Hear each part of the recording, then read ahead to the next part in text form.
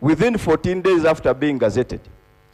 And this House had a right, through resolution, to have them annulled if they so wished. But more importantly, whatever changes or modifications or proposals that any candidate has or Parliament had to be embedded in those regulations. Now, progressively, there are things that are happening that are not adequately covered in those regulations. I'll give you an example. There are stakeholders in these elections, the candidates and the political parties. Machines are being procured, and the stakeholders have no idea at all but where they are coming from, how they are being procured, the kind of technology. Because you remember, even on the issue of technology in the Supreme Court, we did ask, we invited the Electoral Commission, you recall, in the Supreme Court for cross-examination. Honourable members, can we invite the minister responsible for that docket? And we have it, because we cannot continue discussing. You're referring to Honourable Mao. Can we have a sitting and invite him to be in the House? Can I now address his thoughts? Yes. Okay, thank you. So the issues of the BVK, we discuss, if you're okay with the sitting. Right Honourable Speaker, the reason why it was important to discuss it now, but I obviously respect your ruling, is that those regulations have timelines, and given the time remaining, the issue of time becomes of essence. That's why I thought that, because at the end of it all, Right Honourable Speaker, the Minister for Justice will not be in the Supreme Court.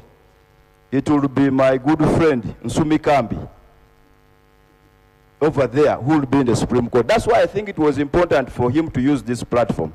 But, obviously, your guidance takes precedence. Right Honourable Speaker, I want to thank you for making a communication on sports. I want to add 3 things. Number 1, that colleagues, the opening ceremony will be on the 5th. 60th. That is, we will have a procession from here. Yes, there is going to be a procession from here. Right Honourable Speaker, we have secured the necessary permission to have a procession. Honourable members, Parliament of Uganda wrote to the police requesting that the members of Parliament want to move with all the East African members of Parliament, yes, from Parliament of Uganda to Kololo. Yes. And we were given permission, yes, by the police. And Right Honourable Speaker, the clerk did issue invitations to all members of Parliament. At least I saw a communication. We will be converging here at midday, Right Honourable Speaker, and lunch will be served here. Then we will walk from here to Kololo, where there will be a presentation by the Honourable Niwe Amanya Mshega, Secretary General Emeritus of the East African Community. And after the ceremony in Kololo, we'll be moving to Lugogo, KCCA Stadium, for the opening football game at 5 p.m. between the Parliament of Uganda and the Parliament of Kenya. Right Honourable Speaker, I want to inform colleagues. As defending champions. As defending champions. I want to inform colleagues that member states are coming here under the impression that we are too busy with the campaigns, and therefore they think this is an opportunity to beat us. I want us to disprove them. Colleagues, come in big numbers. Those who are participating in different sports, please, you train. And those who will be available on Saturday, please come to KCA Stadium at 5 p.m. for the opening game, football, and other games will be going through, and we shall be sharing the schedules. I want to thank you, colleagues. I want to thank you, Right Honourable Speaker. Thank you, Daudi.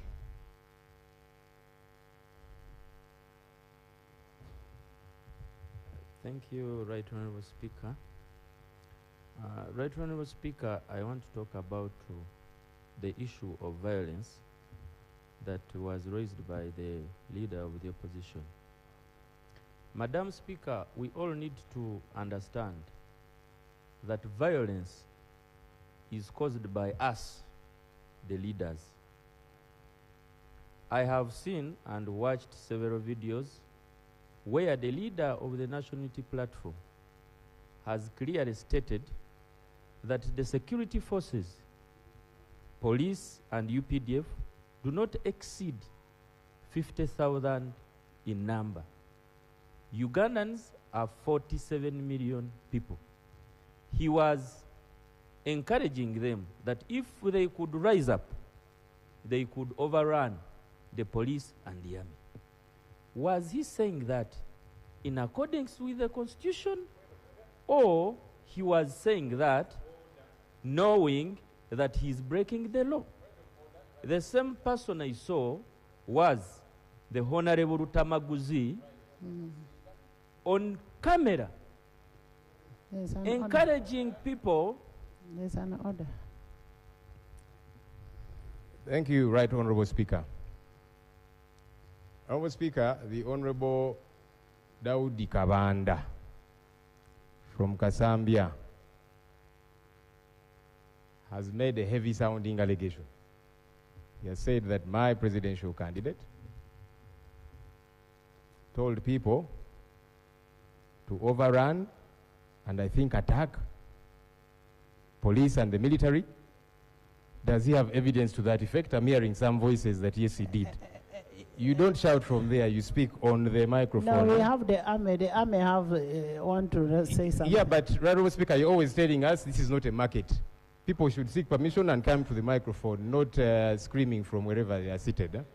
Yes. Right Honorable Speaker, can he table that evidence of my presidential candidate saying people should attack police? I don't know where he gets that from. If he cannot table that evidence, he's certainly out of order in my view. So I would like to implore you, Right Honorable Speaker, to condition him to table that evidence before going on with those heavy-sounding allegations. Because we have always been for the protection of our men and women in uniform. Our government has even promised to pay them better than you people are paying them. How can you then say we want to attack them? Right Honorable Speaker, if he cannot table that evidence, you know, let him withdraw that statement, Right Honorable Speaker. Because we can all make allegations here. Honorable Lob. Yes, Right Honorable Speaker. You know, we cut him in between. I did not hear the whole statement. He had finished that statement. No, he hadn't. I wish I could hear the whole statement. Then I Right Honorable Speaker, Right Honorable Speaker, he has, and that's why I rose after he had made that heavy-sounding allegation that my candidate told people to attack police officers. Let him table the evidence or withdraw. Honorable Lob, I want to hear the whole statement, then I will ask him to give me evidence. Yes?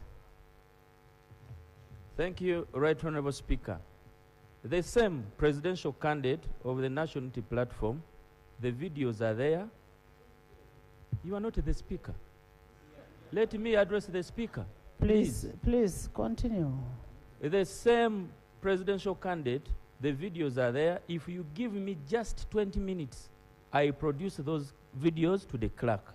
Go and bring the same person said, and he was encouraging the young people of this country, that they should use social media, TikTok and YouTube, to see what happened in Nepal, what happened where, what happened in those countries where they broke the laws. You can also use it in Uganda to overthrow the government without going through the constitution of this country. Madam Speaker. Honorable Kavanda, that's a very, very serious statement. That's a very serious statement. That's number one. Number two, those allegations can bring this country down.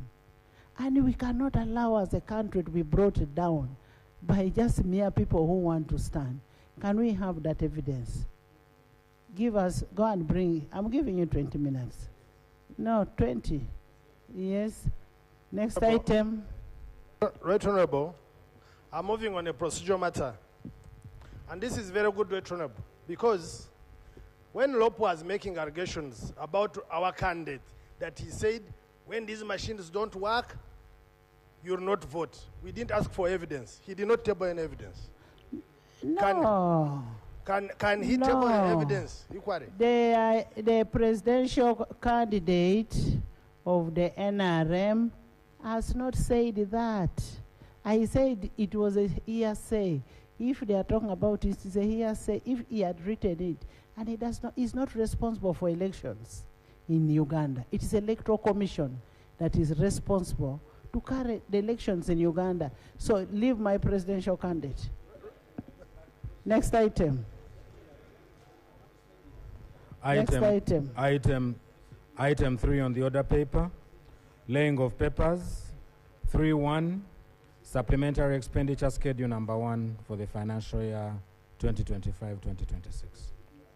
Can I first, okay.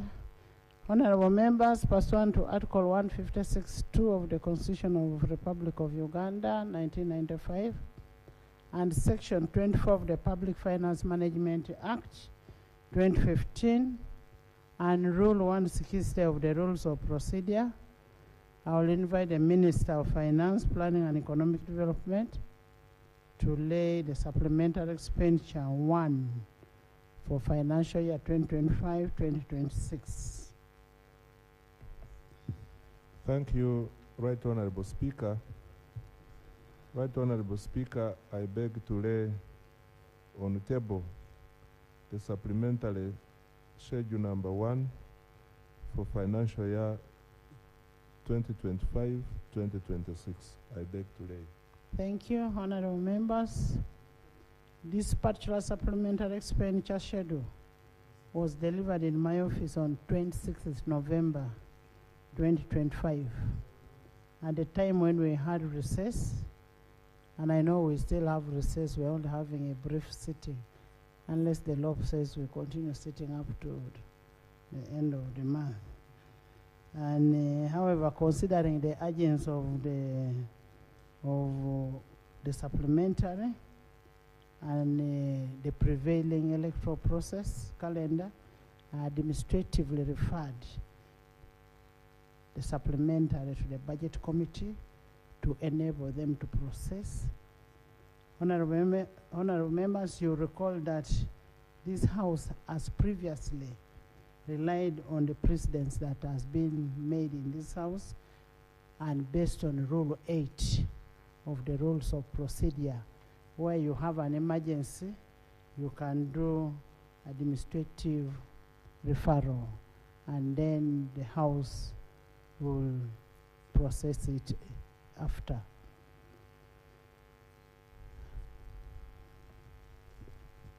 Next. Item 3.2, supplementary expenditure schedule number 3 for the financial year 2025-2026. Honorable members, as guided earlier on, it still applies to this supplementary, and the minister can lay on table. Right Honorable Speaker, I beg to lay on table the supplementary expenditure schedule number 3 for financial year 2025-2026. I beg to lay.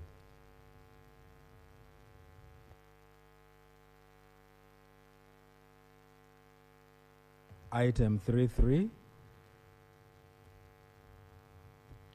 the annual budget performance report for the financial year 2024-2025. Honorable members, both supplementary schedule 1 and 3 were referred, as I said, administratively and pursuant to Rule 163 to the Budget Committee. Honorable members, Section 17(1) of the Public Finance Management Act requires the Minister of Finance, Planning and Economic Development to report to Parliament by the end of February and October each financial year on the performance of the budget. I now want to invite the Minister to report. Honorable Minister.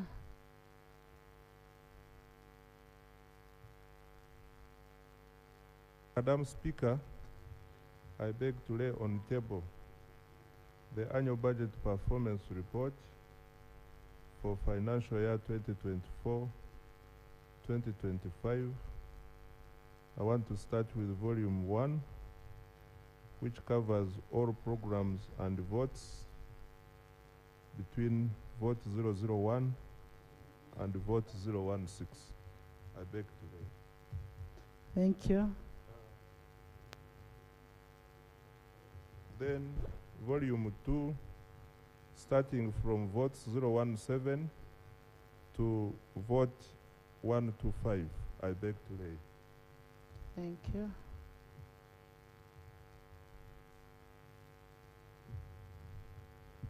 Volume 3, covering votes 126 to votes 309.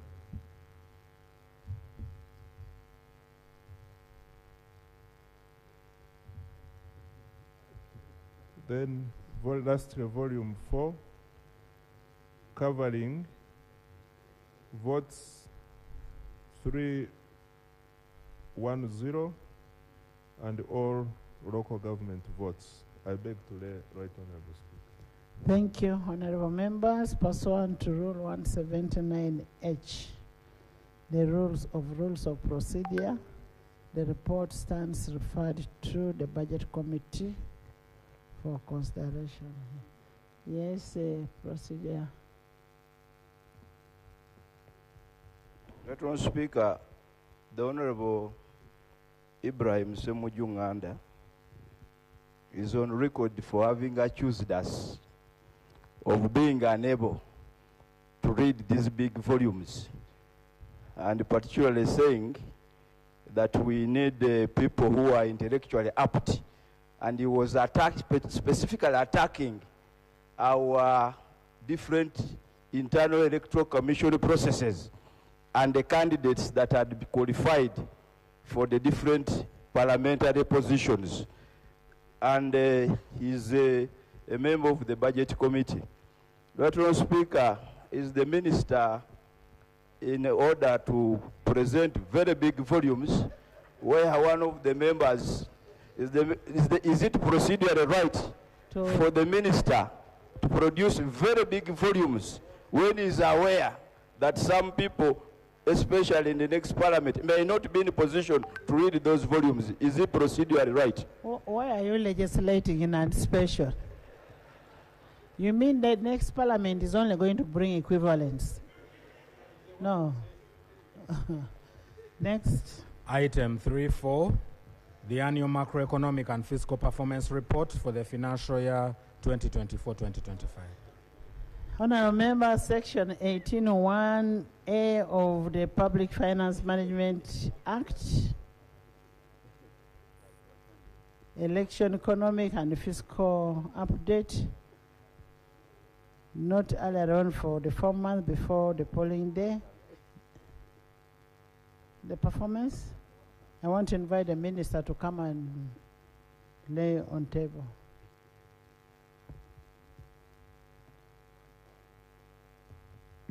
Madam Speaker, I beg to lay on table the macroeconomic and fiscal performance report for the financial year 2024-2025 as at October 2025. I beg to lay, Right Honorable Speaker. Honorable members, pursuant to Rule 184 of the Rules of Procedure, the report stands referred to the Committee of National Economy for consideration. Item 3.5, the proposal for pre-financing the design and build of Kayunga, Bale, Galiraya Road, 87 kilometers, from gravel to paved standard. Honorable members, pursuant to Article 159(2) of the Constitution of the Republic of Uganda, Section 34 and 37 of the Public Finance Management Act 2015, Rule 162 of Rules of Parliament, I will now invite the Minister to lay on table the proposal.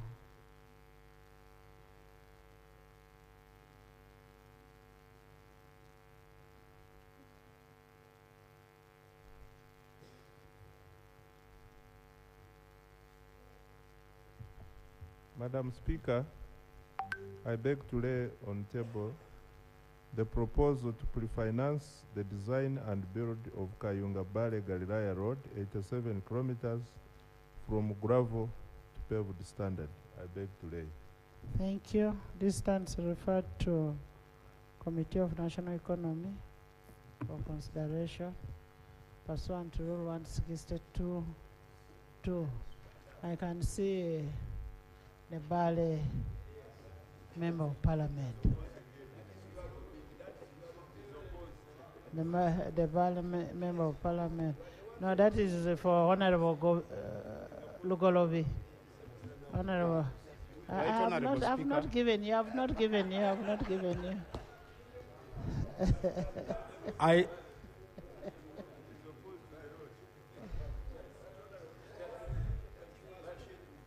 It doesn't matter.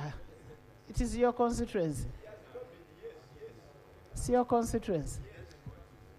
Thank you, Right Honorable Speaker.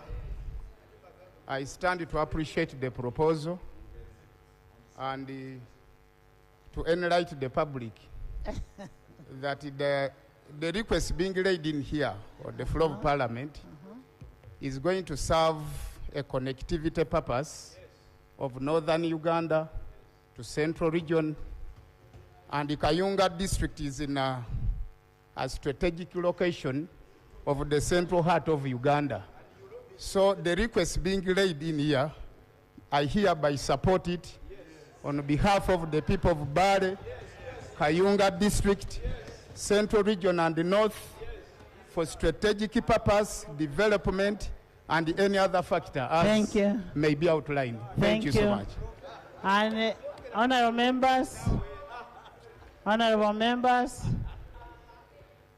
members, this also takes us to thank the President for fulfilling his manifesto of infrastructure development. We want to thank the President of the Republic of Uganda, Yoweri Kaguta Museveni. Yes, next item. Item 3.6. The proposal to borrow up to euros 385 million, approximately United States dollars 448 million, from the Rand Merchant Bank RMB and other financial institutions to finance the government of Uganda infrastructure and development budget for the financial year 2025-2026. Thank you, honorable members. Pursuant to Article 159.2 of the Constitution of the Republic of Uganda and Rule 162. The rules of procedure, and I invite the minister to lay on table the proposal.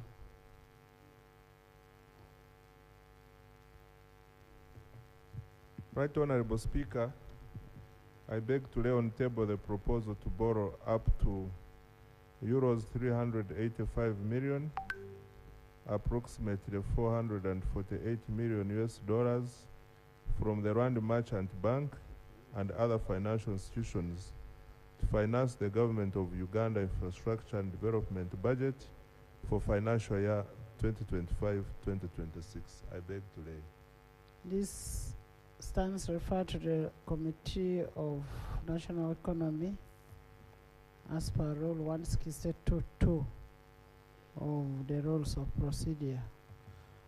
Item 3.7. The proposal to borrow up to United States dollars 162 million from Korea Export-Import Bank for the Makerere University Improvement Project. Pursuant to Article 159.2 of the Constitution of the Republic of Uganda and Rule 162 of the Rules of Procedure, I want to invite the Minister of Finance to table the loan proposal. Madam Speaker, I beg to lay on table the proposal to borrow up to US dollars 162 million from Korea Export-Import Bank for the Makerere University Improvement Project. I beg to lay. Thank you. The loan proposal stands referred to the Committee of National Economy, and that is pursuant to Rule 162.2 of the Rules of Procedure, and should report back in the next sitting. Item 3.8, the Karamoja Regional Development Plan financial implications. Honorable members, Section 7.2 of the National Planning Act 2002 vests the mandate of planning, including the coordination and support of planning process at both the central and local government level in the National Planning Authority. I want to invite the Minister of Karamoja Affairs to table the report. Honorable Minister, let her table then. Thank you. Thank you, Right Honorable Speaker. Right Honorable Speaker, before I table this Karamoja Regional Development Plan, permit me to join my colleagues to congratulate you and the Right Honorable Deputy Speaker for retaining your positions as unopposed in the next Parliament amongst the other members of Parliament. Colleagues who are unopposed, congratulations. And to those who are in the trenches, we are together, we are praying, and God will be gracious to us. Right Honorable Speaker, I take this opportunity to lay the Karamoja Regional Development Plan 2025-2026 to 2034-2035. Together with it is the Certificate of Financial Implications for the implementation of the Karamoja Regional Development Plan. I beg to lay. I thank you. Thank you, Honorable Minister. The document stands referred to the Sector Committee of Presidential Affairs. Item 3.9. For consideration. There's a clarification. Honorable members, when you bring a lot of clarification, I'm trying to save time for you to go back to the trenches. Yes, Right Honourable Speaker, I want to thank you for this opportunity. Some of us have all the time. Right Honourable Speaker, I want to thank you for this opportunity. Right Honourable Speaker, the clarification I want to seek from the Minister for Finance is that we are passing these loans, Parliament is processing them, committees are doing their level best. Unfortunately, sometimes there are delays by government to execute the loan agreements. I want to particularly mention, Right Honourable Speaker, that recently I was in Riyadh, Saudi Arabia, and we passed here a loan for the renovation of Bujiri Hospital. And I was engaging people at our embassy there, and the bank that is supposed to give us the money said, if we don't sign the agreement as soon as possible, there is a likelihood of us missing out on the money. So I got concerned. And Right Honourable Speaker, you know these Arabs, with their money, they don't give a damn. I want to find out from the minister why sometimes they take long, because we don't want Bujiri Hospital to miss out on that opportunity. And that's information I got about 2 weeks ago when I was in Riyadh. The loan agreement had not been signed. Yes, and I'm the one who lobbied. So, actually, you need to come out clearly and explain why there was that delay. And whether we will not be losing that loan from the Arab Bank in Saudi Arabia. Yes. Honorable Minister has a very pertinent issue. There are loans that take long, and at the end of the day, we are paying money. Thank you, Right Honourable Speaker. Right Honourable Speaker, I want to clarify this. The responsibility for raising funds on behalf of government rests with the Minister of Finance, Planning and Economic Development. So, Honourable Saligwa, you didn't lobby. This is my work. This is government work we are doing. So, Madam Speaker. Okay, order. Honorable Basalira. Honorable Basalira, your work is to raise an issue, a concern of the people of Bugiri, which you did comfortably. And the other role of looking for monies goes to the Minister of Finance. You did your part. leave the other part of raising funds to finance. Just to mention something, when that loan came here, you recall how I thanked the minister. I even thanked the committee, and the minister should be able to recognize that. It's not very easy to receive appreciation from my side, notwithstanding that he was my voter at Makerere, and he was a member of my political laboratory. I had a political laboratory at Makerere. This minister here was a member of that political laboratory. So I thanked you and I appreciated you. Eh? Members, can we move? We are happy as people of Bugiri that the hospital is going to be worked on. And the money will be available. And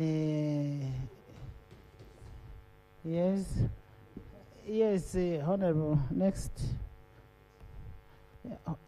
item.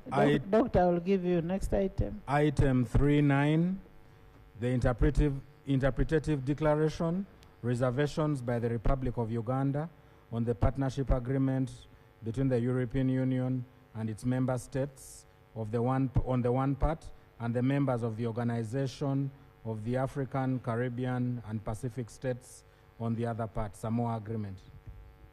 Honorable members, Section 2B and 4 of the ratification of the Treaties Act 1998 requires all the treaties by the Cabinet to be laid before the Parliament as soon as possible.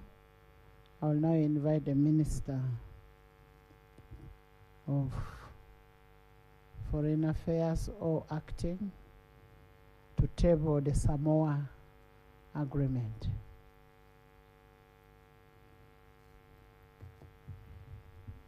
Madam Speaker, I beg to lay on table the ratification of the Samoa Partnership Agreement between the EU and OSCP states and submission of interpretation stroke reservations. I beg to lay right honorable. Thank you, honorable members. Pursuant to Section 2B of the Ratification of Treaties Act 1998 and Rule 42 of the Rules of Procedure, the agreement stands referred to the Sectoral Committee of Foreign Affairs for consideration. Item 3.10, Annual Report of the Health Service Commission for the period July 2024 to June 2025. Honorable members, pursuant to Article 174 of the 70 subsection 4 of the Constitution of the Republic of Uganda and Rule 197 of the Rules of Procedure, I hereby invite the Minister, a Commissioner, to table the Annual Report of Health Commission for the period 2024 and 2025. A Commissioner, we have a Commissioner here. Give Lop. Lop is just tabling a report of Public Health Service Commission. Where are you?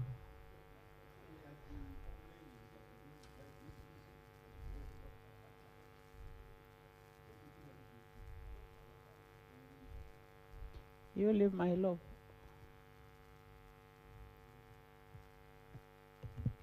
Honorable Speaker, I am shocked. I have been invited to table a document on behalf of the Parliamentary Commission. But since statutorily I'm a member of the Commission, I will table. So this is the Health Service Commission Annual Report for financial year 2024-2025, and I duly table. Thank you, Honorable Commissioner. The report is referred to the Committee of Health for consideration. Item 3.11, the investigation report on select expenses and procurements at Iganga General Hospital. Honorable members, pursuant to Article 163 of the Constitution of the Republic of Uganda and Rule 180 of the Rules of Procedure of Parliament, I invite the Honorable Commissioner Lop to table the report of Auditor General. Thank you, Right Honourable Speaker. I'm very happy to be doing work of the Commission today. Keep deploying me. This is a report, investigation report on select expenses and procurements at Iganga General Hospital. I lay the report.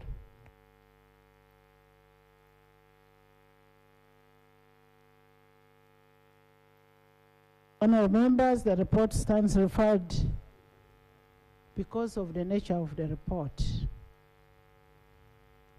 This report is referred to the Criminal Investigations Department and must report back in 2 months. Item 4 on the order There's a paper. procedure from Dr. Batua. Thank you, Right Honourable Speaker. I'm proceeding with Rule 59 that gives us space to seek your leave to come up with a motion that is not on notice, where the same rule also gives you power and authority to allow us look into that matter at that very moment. The matter is to do with health, and it is the imminent strike that is about to hit the country by all doctors in this country. The issue is on discrimination of a particular category of interns by the Ministry of Health. Interns exist in 3 categories. Those that have just finished the first degree, then we have the SHOs, those are the ones who are doing masters. Honourable member, I wish you had been here at the time the law was here alone. You would have raised that issue. Just imagine how people read this Hansard, that after an item, a matter of national importance comes in. I was actually ready with an answer for you if you had been here before. Can we go to the next item? Thank you, Right Honourable Speaker. Item 4 on the order paper. Motion for the House to resolve itself into a committee of supply to consider the supplementary expenditure schedule number 1 for the financial year 2025-2026. Honourable members, you will note that the next 3 items are similar because they relate to the approval of a supplementary expenditure schedules. I have been informed by the Budget Committee, to whom I had referred the supplementary schedules, that the supplementary schedule report is ready. And the chairman is also available. Schedule 1, 2, 3 were referred for consideration and they are ready.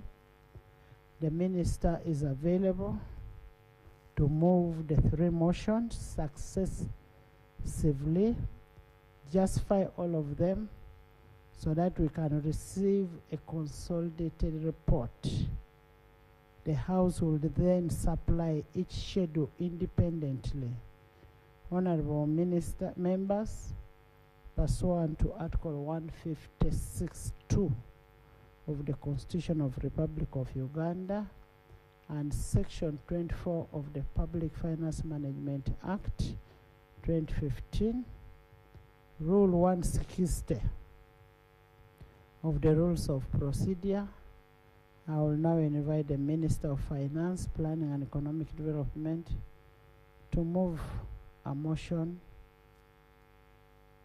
on each of the 3 successfully. Honourable Minister of Finance. Thank you, Right Honourable Speaker. Right Honourable Speaker,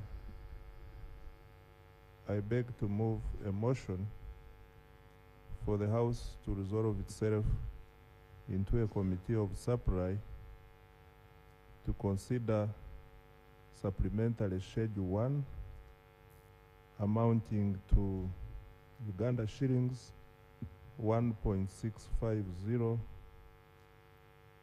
trillion. I beg to move. Seconded. Is the motion seconded? Seconded by Honorable Kavanda, Sentai, Charity, and Lanyo, Verike, Baka, Honorable Luelo, Ndoroko, Honorable Rabirama, and the whole side. Plus Honorable Abudu, Honorable Butaleja, and Mwenge. Is that Mwenge or what? Bugembe. Yes. Can you justify?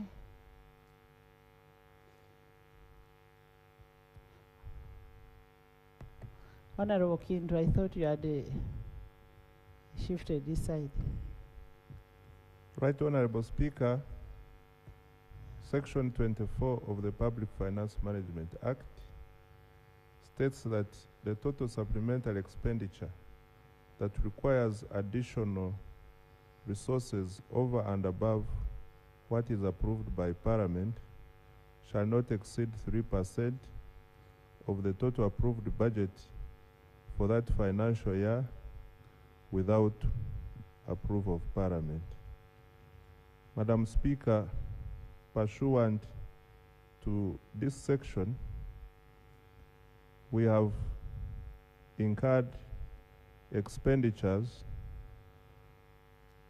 that had been unforeseen and unavoidable at the time of budgeting, which fall within 3% requirement, and we are requesting Parliament to consider these expenditures and approve them in order to regularize the process.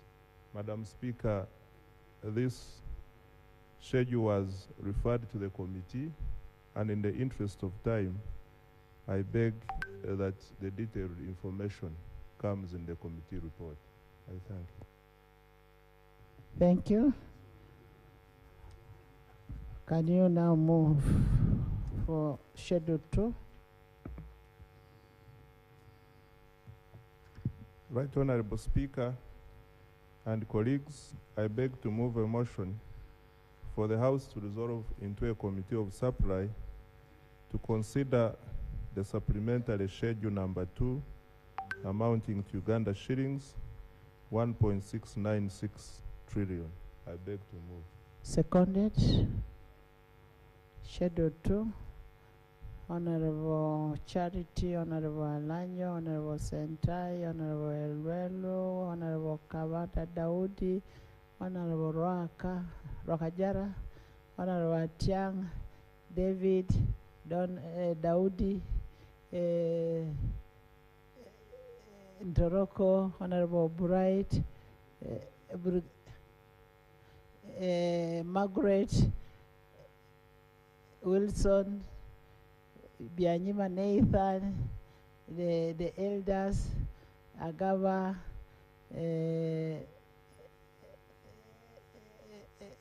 Amuria, Nebi, Herbert, Kapelebiong, all the whole side. Just fine. Madam Speaker. You know, most of you are changing. Jacinta is putting on weight because of campaign. Right Honorable Speaker, Section 24 of the Public Finance Management Act 2 states that where the funds are expended,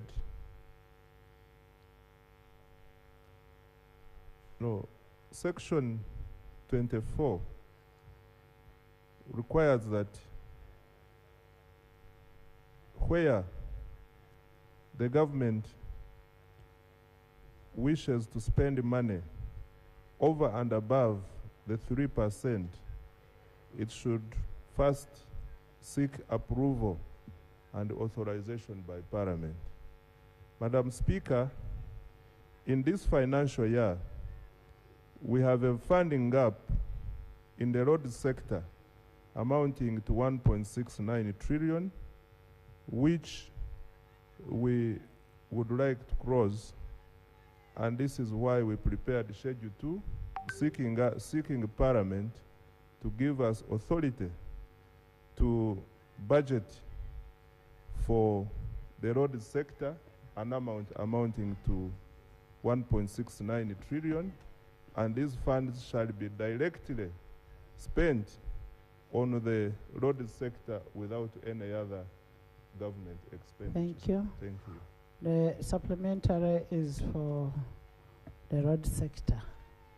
So even when you don't stand to approve it, you should know that it's for the road sector, and it affects your people, your communities. Schedule 3.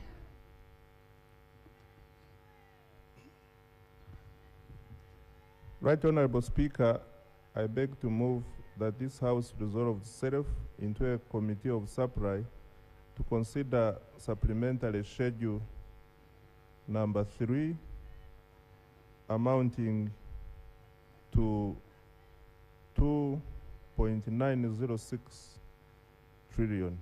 I beg to move. Thank you. Seconded.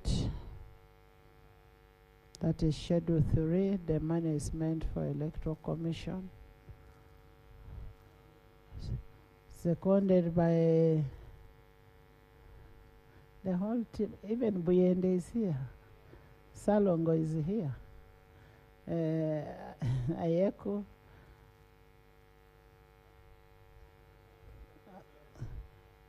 Daudi, by the whole house on this side. By Salongo. Yes, justify.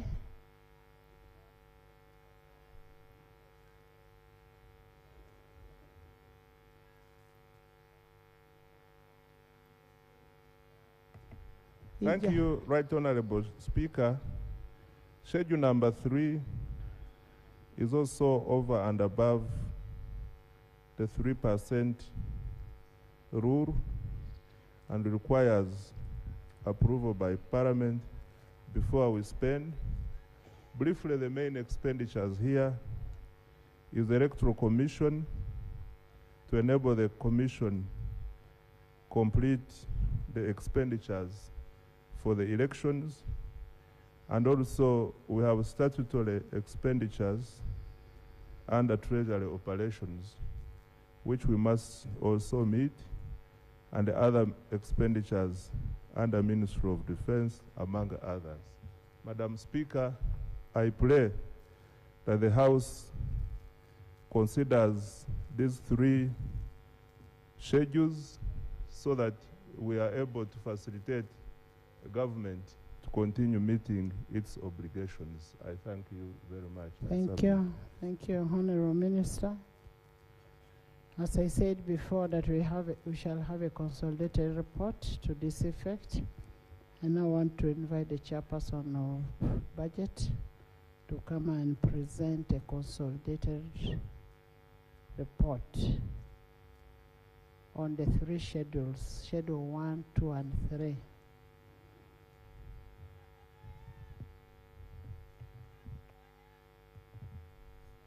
Thank you, Right Honorable Speaker. The House, we have the report uploaded on the iPads, so you can follow from there. I'm going to make summaries. I would like to first lay the report of the committee signed by majority members of about 20. Please lay. I would also like to lay the minutes of the committee.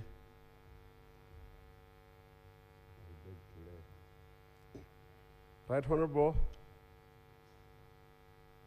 we also have with our report a minority report signed by 1 member,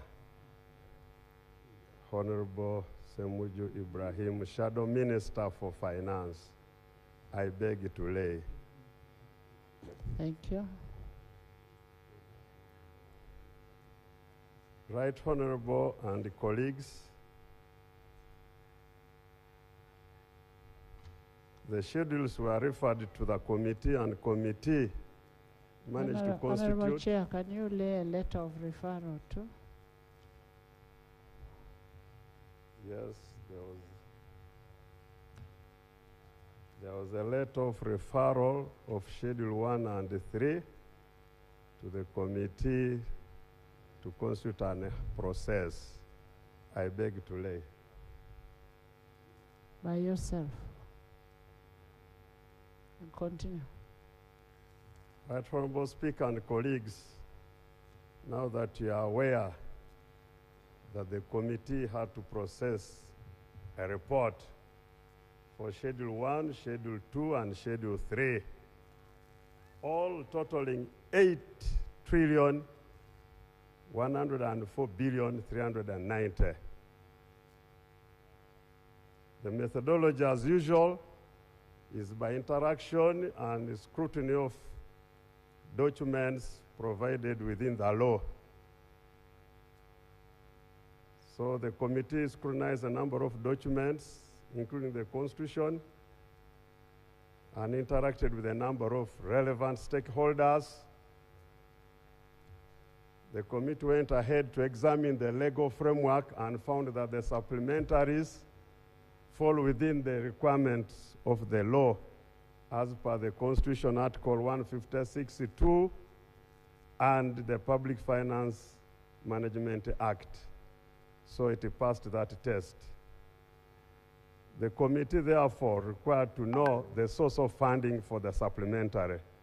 And I would like to report that the supplementary is going to be funded through non-tax revenue, totaling 42.96 billion. Local revenue, totaling 13.03 billion. Domestic borrowing, which we call internal, 3,770.35 billion. And external financing, totaling 4,278.05 billion. As such, it balances with the expenditure proposed. Right Honorable and colleagues, allow me start with the Schedule 1, totaling 1,652,290,000,000 Uganda shillings. And the committee therefore recommends that these amounts be approved to the relevant votes. And I'm going to read the amounts per vote that the committee has recommended the House to approve. Vote 1, Office of the President, 20.430 billion.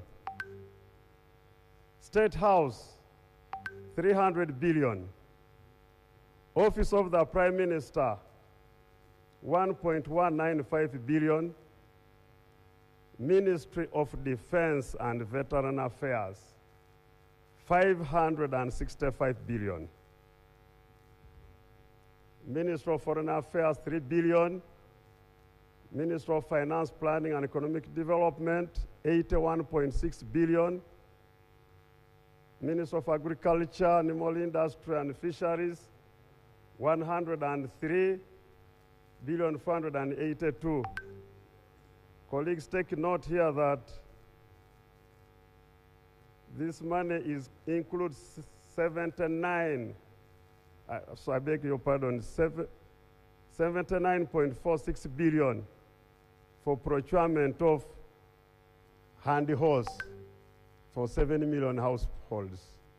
So soon we are going to have handy hose distributed to our people. I think we should take note that these are still undergoing a procurement process, and definitely by the time this hose arrive, election will have been done.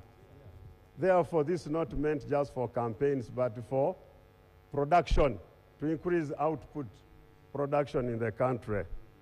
So don't fear that they will be distributed in the names of a certain party.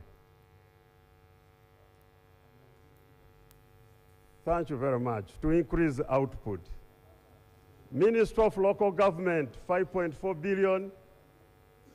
Ministry of Lands, Housing, Urban Development, a total of 45.212 billion. Ministry of Education and Sports, 15.804 billion.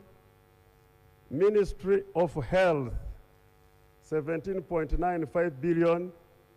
Ministry of Trade, Industry and Cooperatives, 11 billion. Gender, Labor and Social Development, 5.5 billion. Ministry of ICT and National Guidance, 11.179 billion.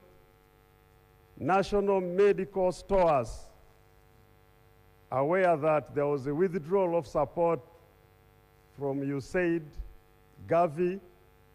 Government has to cover the gap created by loss of that external funding. As such, is reinforcing the medical stores with 115.76 billion. Office of the Auditor General for verification of domestic areas, 1.62 billion. Education Service Commission, 6.29 billion. Uganda Investment Authority, 1.5 billion. Uganda Revenue Authority, 23.89 billion. Uganda Police Force, to ensure that there is adequate policing during elections, 183.03 billion. Uganda Land Commission for compensation of land debtors, 108.85 billion.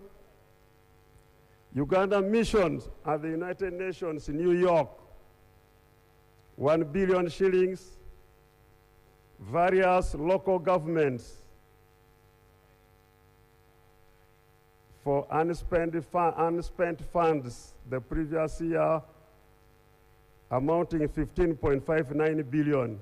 That's to enable the various local governments carry on the USMAID development projects.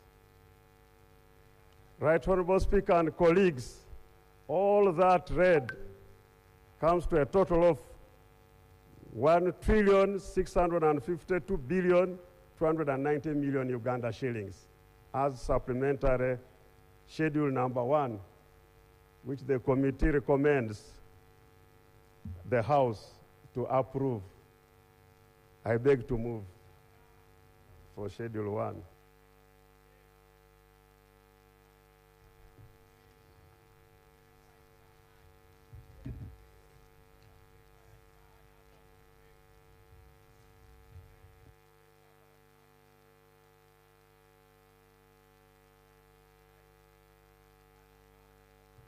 Honorable Patrick, present all the 3 schedules. It is a consolidated report. Thank you, Right Honorable. Thank you for allowing me to move to Schedule 2. Schedule 2 was a total of 1,696 billion. Trillion. 1 trillion. I beg your pardon, Right Honorable Speaker, we need a correction on our figures here. The wording there should be billions, not trillions. It's 1.696. I beg your pardon. It's 1,696 billion Uganda shillings. This schedule was all meant for Vote 016, Ministry of Works and Transport, in order to fix various roads, aware that there were about 7 suspended projects amounting to 395 kilometers. Projects such as Moroto, Lokitanyala, of about 42 kilometers, Najanankumbi Busabala Road, 36.5 kilometers, Mitiana Mubende, Road, about 100 kilometers, and the Kampala-Jinja Highway of about 72 kilometers that had been suspended due to lack of funding. 11 projects were under reduced progress. There was a go-slow coming to around 533 kilometers. It includes roads like Olutuula, Pakwach, a road like Kisubi, Nakauka, Kasanje, Mpigi. That one. Now work will, after you approve the money, work will be progressing. There are also about 9 bridges projects that got affected with the constraint in financing. The likes of Katonga Bridge, Sezibwa, all were go slow. Colleagues, the details of this are attached in Annex 2 and 3. Right, Honorable Speaker, I don't know whether it will be Honorable Ishagi? Yes. Would you mind to read for us those roads so that we know which roads we are talking about? Okay, we can go to Annex. Under Annex 1. Under Annex 1, we summarize the roads, the amounts of money, which is budgeted for Duka, KCCA, road maintenance. Then there are national roads upgrade and rehabilitation.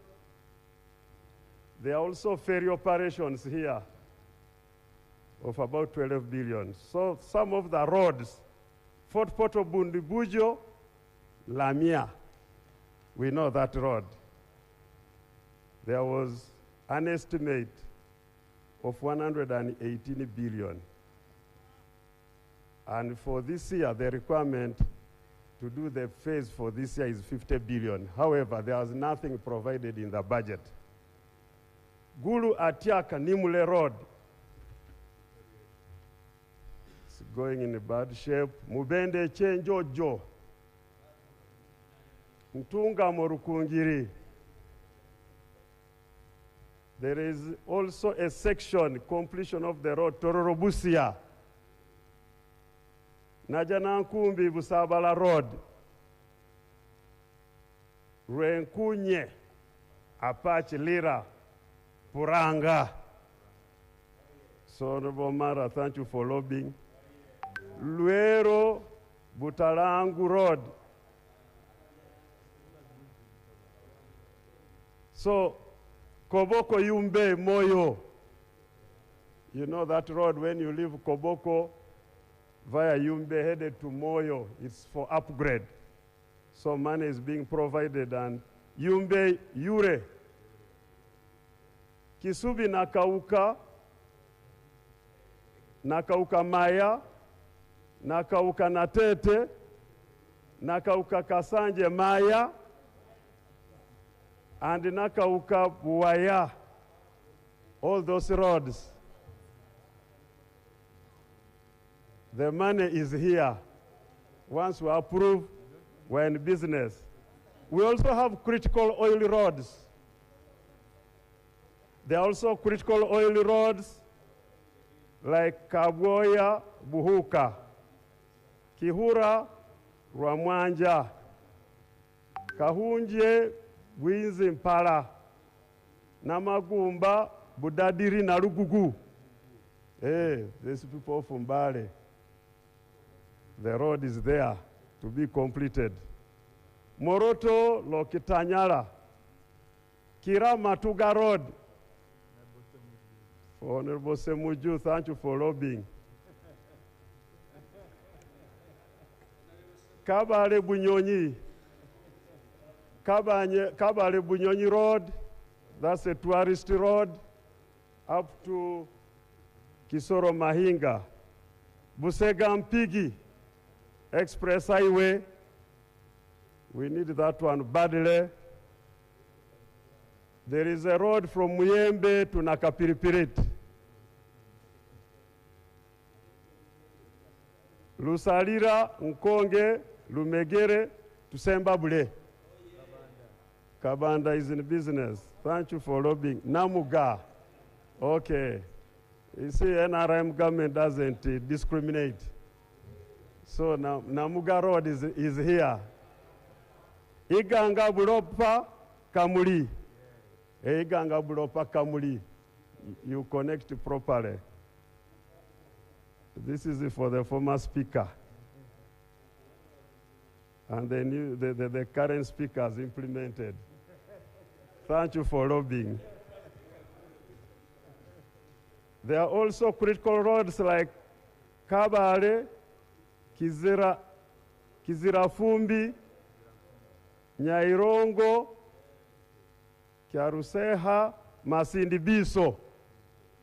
It seems nobody is excited about this one, but this one is an oil road.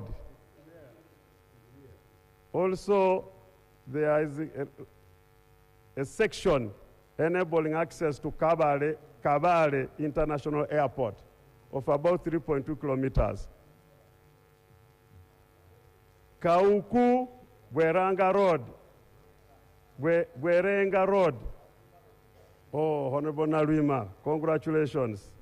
Your cries have been listened to. Tell our people that the road is going to become super. La Ropi Afoji Road. See, that's the West Nile Road. Yes, and also La Ropi Bridge. So things are getting better. Upgrading of Katine Ochero. Honorable Bwalu. Katine Ochero is here. Kampala Jinja Express Way. This is to clear now the right of way. We have also oil road at Karugutu, Ntoroko. I saw Honorable Ibanda. I repeat that one, okay, that is Karugutu, Ntoroko Road. Karugutu, Ntoroko Road. Kitugum, Orom, Karenga. Right, Honorable Speaker, you had inquired about the road. We have a road, Kitugum, Orom, Karenga. Oh, very good. Your pronunciation is better, Karenga. Because they wrote NG, Nga for me it's written as Nga. We also 116 kilometers. Right, Honorable? We have also Kitala, Gerenge, Kigumba, Bulima, Kagandi Bridge is supposed to be part of this. Bumbo Bilwahaha. Bumbo Bilwahaha. Mubende Kakumiro Kagadi. All those need improvements. Right, Honorable? Those are the roads so far provided under the supplementary Schedule 2, amounting to 1,696 billion Uganda shillings. Thank you. I beg the House to approve so that the General of Roads goes direct to do the work. Thank you. Before can go to the next schedule, then we Schedule 3. We'll debate. We'll debate. Okay. No debate. Right, Honorable and colleagues, we also have Schedule 3 as follows. All these Schedule 2 and 3 are for prior approval. Vote 002 State House, 159.983 billion. We request you to approve. We have recommended for approval all this money is under Schedule 3. Vote 004 Minister of Defense and Veteran Affairs, 305.4 billion shillings. Ministry of Public Service, 85.46 million. Here the narration is million, not billion, but millions. Ministry of Justice and Constitutional Affairs, 7.95 billion Uganda shillings. Ministry of Finance, Planning and Economic Development, 42.03 billion. Ministry of Agriculture, Animal Industry and Fisheries, 10.295 billion shillings. Ministry of Local Government, this one is also to do roads, oil roads, I mean seed, what's the wording, there's a name, oil seed roads, where oil production is going to take place, oil seed roads, 37.5 billion. Ministry of Health, a total of 69.693 billion.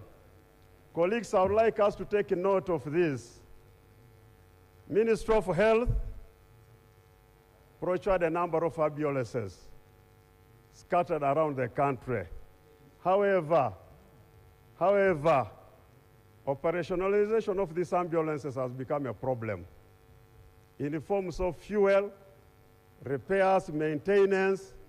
So most of these ambulances are getting packed, some at the ministry headquarters for repair, but there is no money to repair ambulances. So here now money is being provided here, 10 billion shillings for the remaining part of the financial year, such that the ambulances have fueling system, maintenance system, all centered at the ministry headquarters. So let these ambulances not disturb our honorable colleagues. Government is going to fuel all ambulances, repair them, and have them running this very financial year. The government ambulances, they are being distributed in all health centers, districts, hospitals, constituency ambulances. There are very many.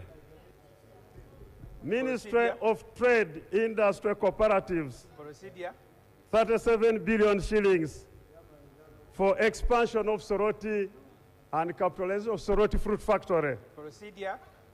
So Honorable Cooper go and produce more fruits.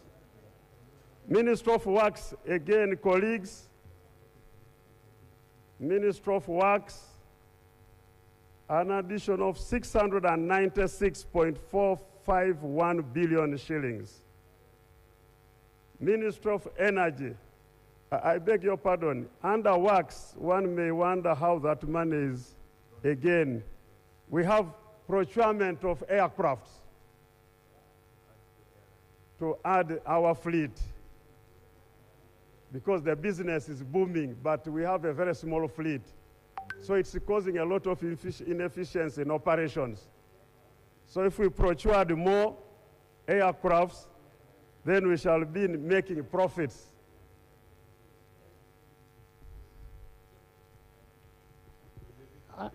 Honorable Semoja, I thought he's reading his report. You'll also have time to read yours.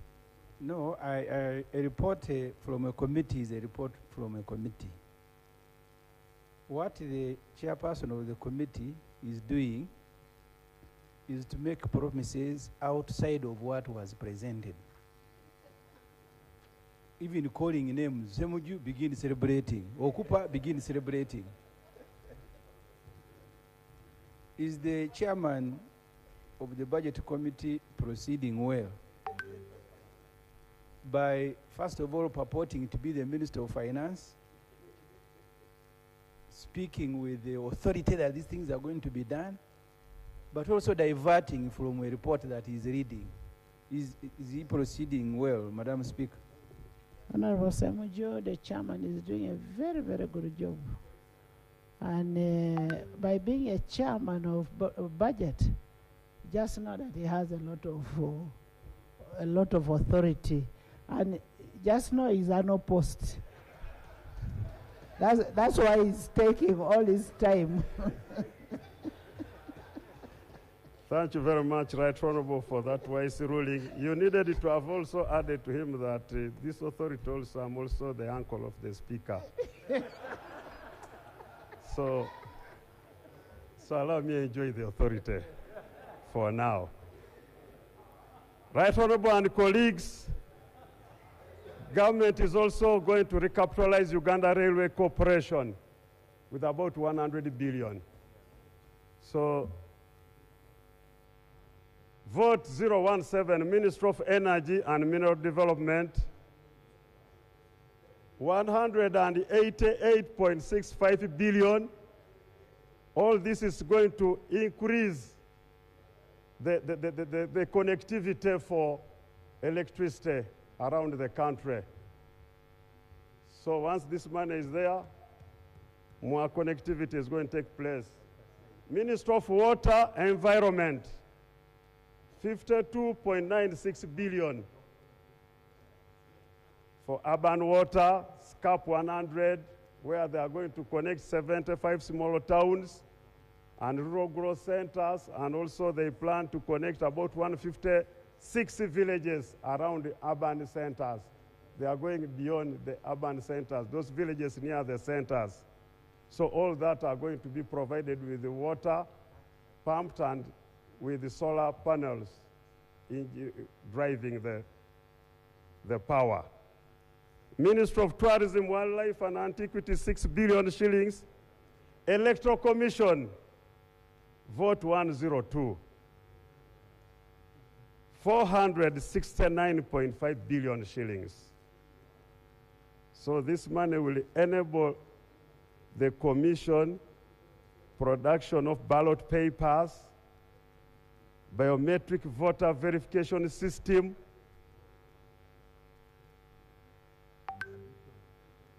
payment of polling officials during presidential. Colleagues, let's take note that Electoral Commission has managers organized and brought machines, but they need money to make the payments. It was not provided for those biometrics.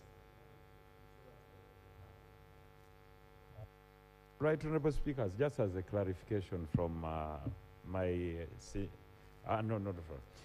because the chairperson of the Electoral Commission was recently at the airport stating that they had all the money to procure the machines and he received them. So what exactly are you talking about? Servicing, deployment? It is just for clarity to the nation so that it knows, so that there is no conflict in the message you're passing on.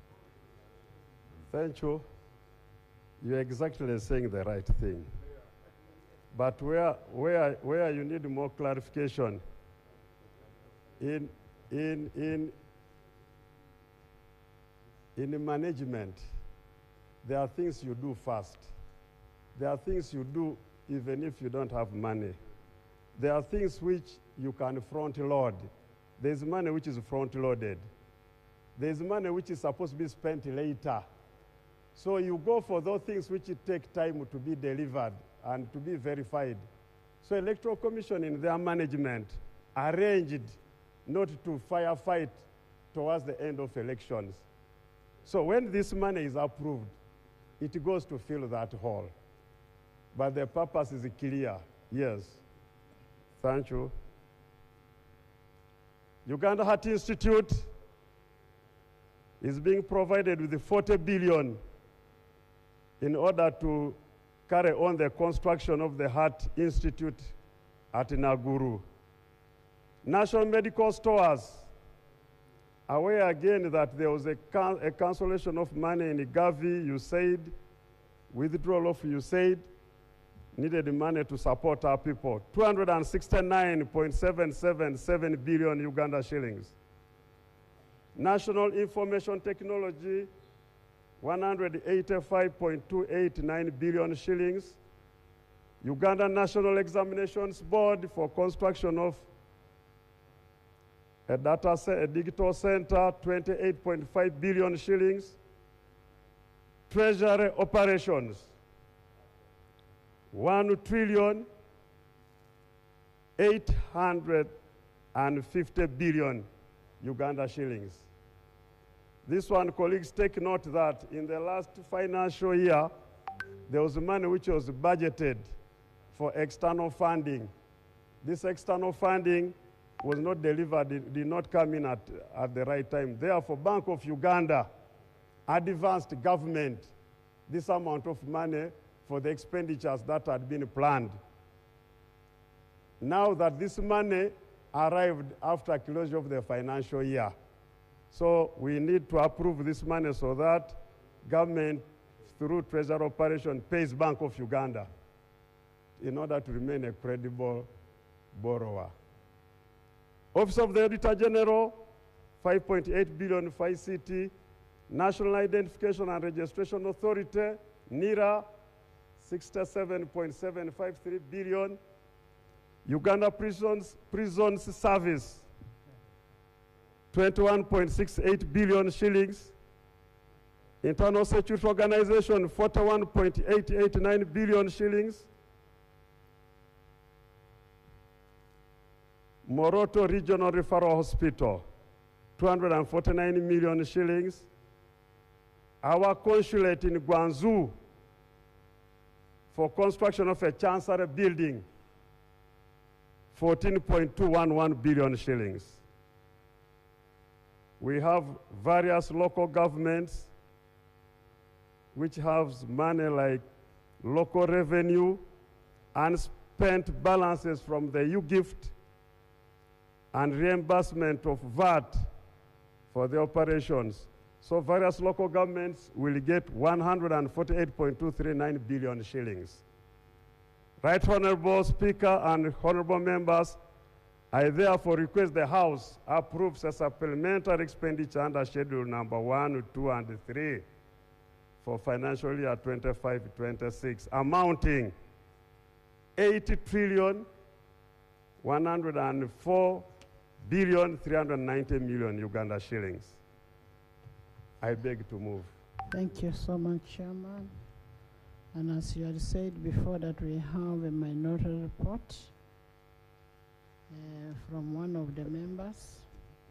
Can we now hear from the member?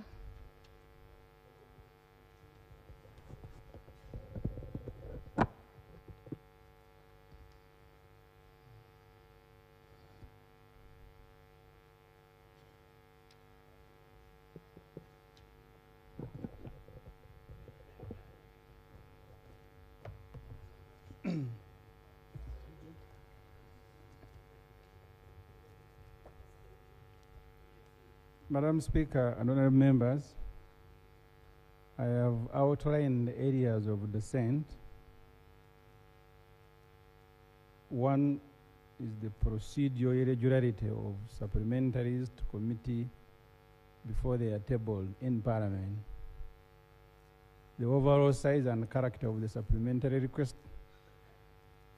the repeated supplementary financing for long-standing predictable obligations, unequal allocation of development funds, the political risks, excessive reliance on classified expenditure, failure to plan for donor exits in projects that are donor funded, recurrent bailouts of entities, persistent lack of documentation for key infrastructure, and major election spending without proper disclosure. I'll begin with introduction. Right Honorable Speaker and honorable members, in all my 14 years in this House, I have never seen a supplementary request that casually rewrites the national budget the way this one does. A revision of 6.255 trillion. The chair has said the request is 8. What was tabled and for which the minister confirmed yesterday was 6.255 trillion. I don't know at what stage it became 8. Above what we approved is nothing short of excessive. Our national budget of 72.3 1.76 trillion can only be lawfully revised through supplementary expenditure in cases of genuine emergencies such as natural disasters or unforeseen crises. Yet here we are with 459 billion requested under State House, including allocations for youth mobilization for the NRM presidential candidate and other items disguised as classified. So the NRM candidates wants money for mobilizing youth. They are called youth tours. Suddenly, the political discomfort among younger people who are not supporting President Museveni has been turned into an emergency that must be funded at once. The handling has been equally troubling. I learned of the budget committee meeting through a phone call from the chair, barely 10 hours before the sitting. Yet Rule 2134 of our Rules of Procedure provides, unless the House is sitting not less than 48 hours, not shall, the word shall, be given to members of the committee when calling any meeting. The word is shall. But the chair casually called me at night. He said, come in the morning. The rules assume that MPs conduct serious business on behalf of citizens, not that we gather to rubber stamp or validate the wrongs of the executive, which is what this process now appears to demand of us. So the first area of dissent is non-compliance with the law. Article 156, sub-article 2 of the Constitution states that if in respect of any financial year it is found that A, the amount appropriated for any purpose under the Appropriation Act is insufficient, or that a need has arisen for expenditure for a purpose for which no amount has been appropriated by that act, or that any monies have been expended for any purpose in excess of the amount appropriated for that purpose, or for a purpose for which no amount has been appropriated by that act. That's what is important. A supplementary estimate showing the sums required or spent shall be laid down before Parliament, and in the case of excess expenditure, within 4 months after the money is spent. So this is a constitutional requirement, laying of the document, the requests before Parliament.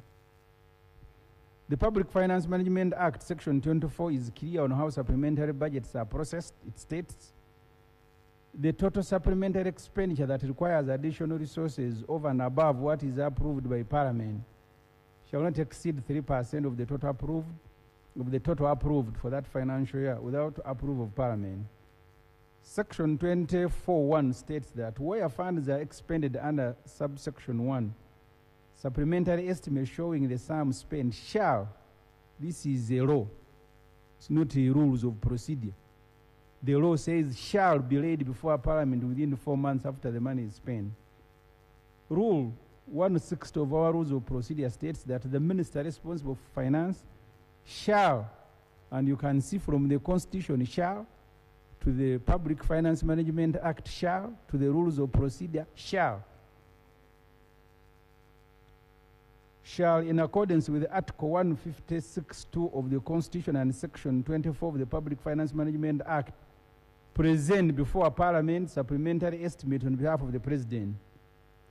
Rule 160 says the Speaker shall commit, the word shall, commit the proposed supplementary estimates to the Committee on Budget and to each, please take note, to each sectoral committee, the part of the supplementary that falls within the jurisdiction of the respective sectoral committee. Subject to Regulation 18 of the Public Finance Management Act, Regulations 2016, as amended, a supplementary expenditure request must meet the following conditions. I don't have to emphasize them: unavoidable, unforeseeable, and they are all explained in the law. The supplementary expenditure request before us do not conform to these conditions. They may be sweet. I have seen colleagues celebrating, but the conditions were set by this House.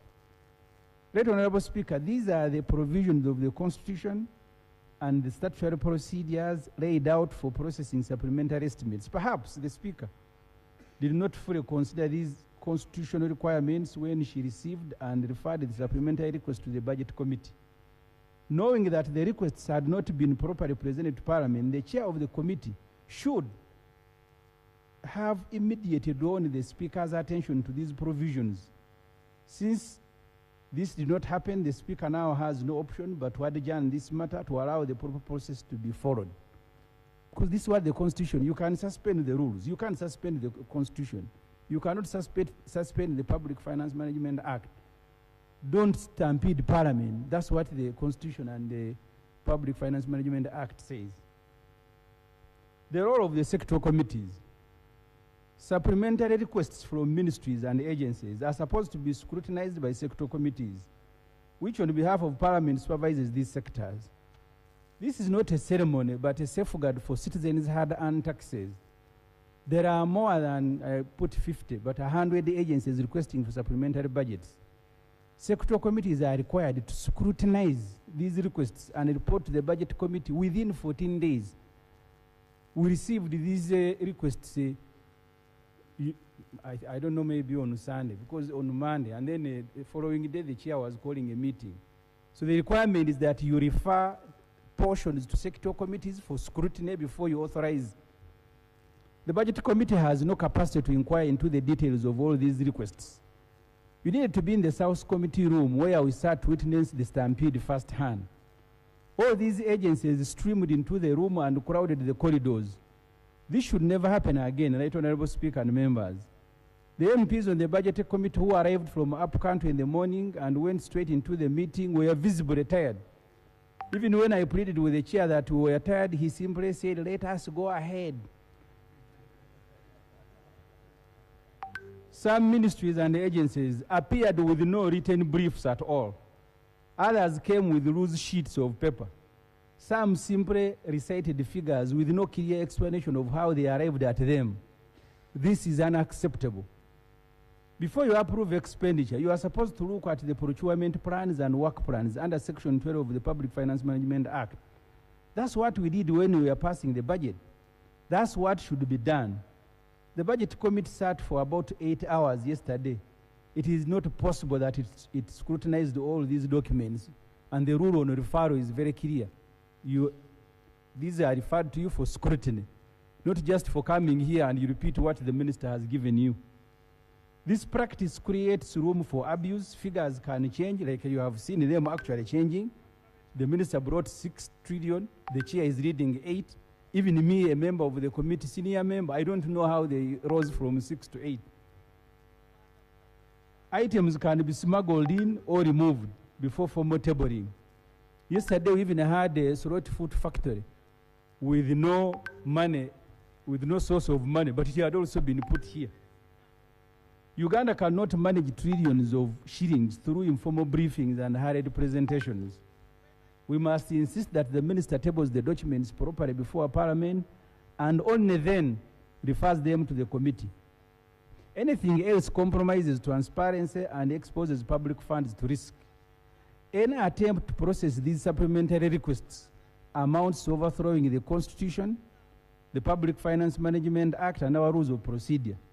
I agree there is room to suspend the rules, but there is no room I am aware of for suspending the Constitution. Source of funding. Rule 162 states that the supplementary estimates presented under sub-rule shall clearly spell out the source of the funding for the supplementary expenditure request for each vote. Reason, you passed a budget here. The moment you allow the Honorable Musasi to go and change it by 8 trillion, he will be removing money from the items that you approved and putting the money to the items that he likes. For example, there is the money for youth mobilization tours. Where is that money coming from? All that must be explained according to our rules. What the minister, my friend Honorable Musasi, did was simply place the word government of Uganda, GOU or external, at the end of each request. Yet the rule says clearly the source for each vote. The rules require that the source of funding be clearly spelled out. If the minister is allowed to play around with the budget this way, he will remove money from critical items and divert it to useless and unquantifiable things like youth mobilization tours under State House. Revising budget, initially, I was going with a figure given to us to 78. Now, it is to 80 trillion, because if a budget of 72, you are adding 8, we are now going to 80 trillion, the total budget. These supplementaries 1, 2, and 3 have revised the budget, as I said, you need to take note of that, to now 80 trillion. This revision carries far-reaching consequences for the economy. Financing these supplementary requests through borrowing will automatically raise the public debt. Remember, we are already borrowing 32 trillion to finance the approved budget. We are now set to return to commercial banks to borrow for all sorts of things. Parliament must explain all documents, must examine all documents that accompany the budget to ensure that there is no deviation. These include the Charter of Fiscal Responsibility, the borrowing plan, and other related documents.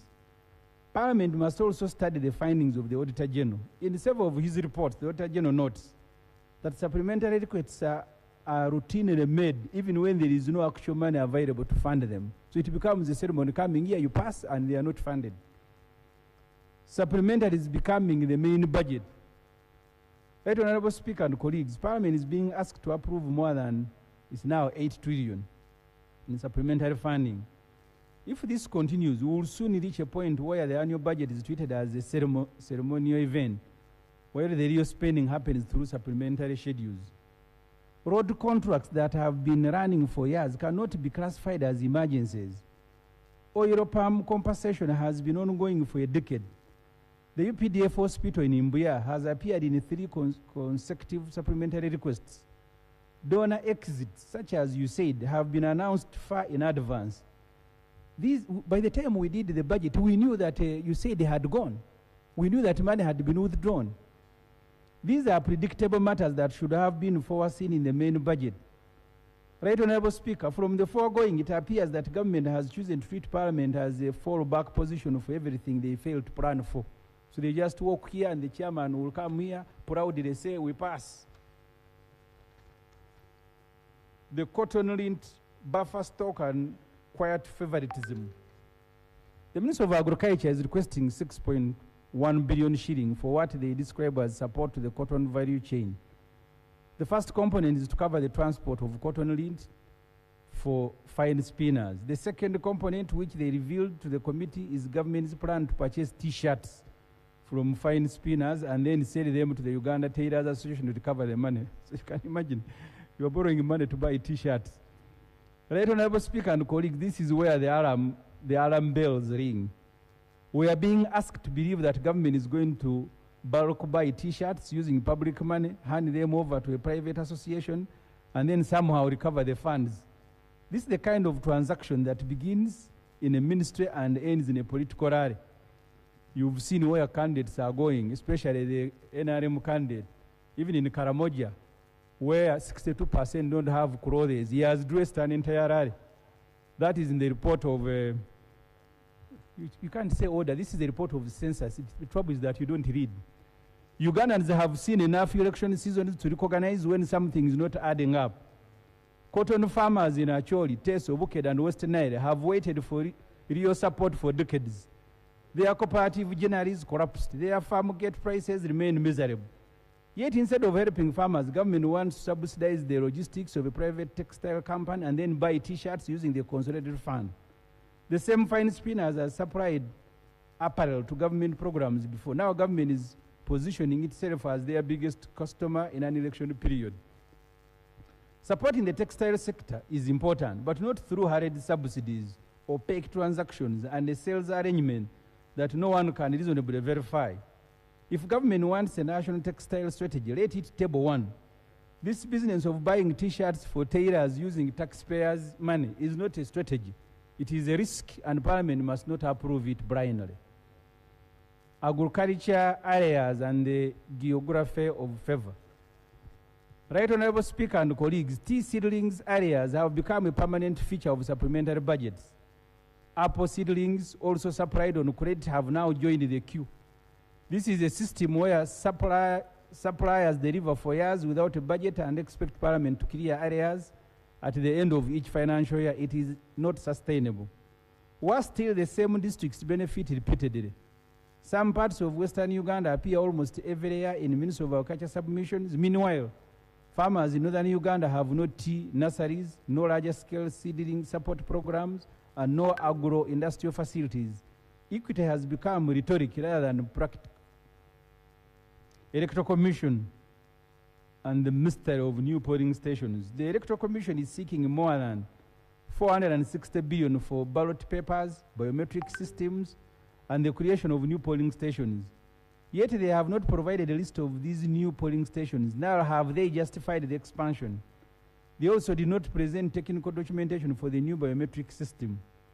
Election management should not be based on trust. Parliament cannot approve technology we have not seen, or polling stations whose locations are unknown. In an election year, such a past raises serious concerns. Minister of Works, Transport, Minister of Works and Transport Crisis Management. Right Honorable Speaker and colleagues, the Ministry presented a long list of stalled, suspended, or slow-moving road projects.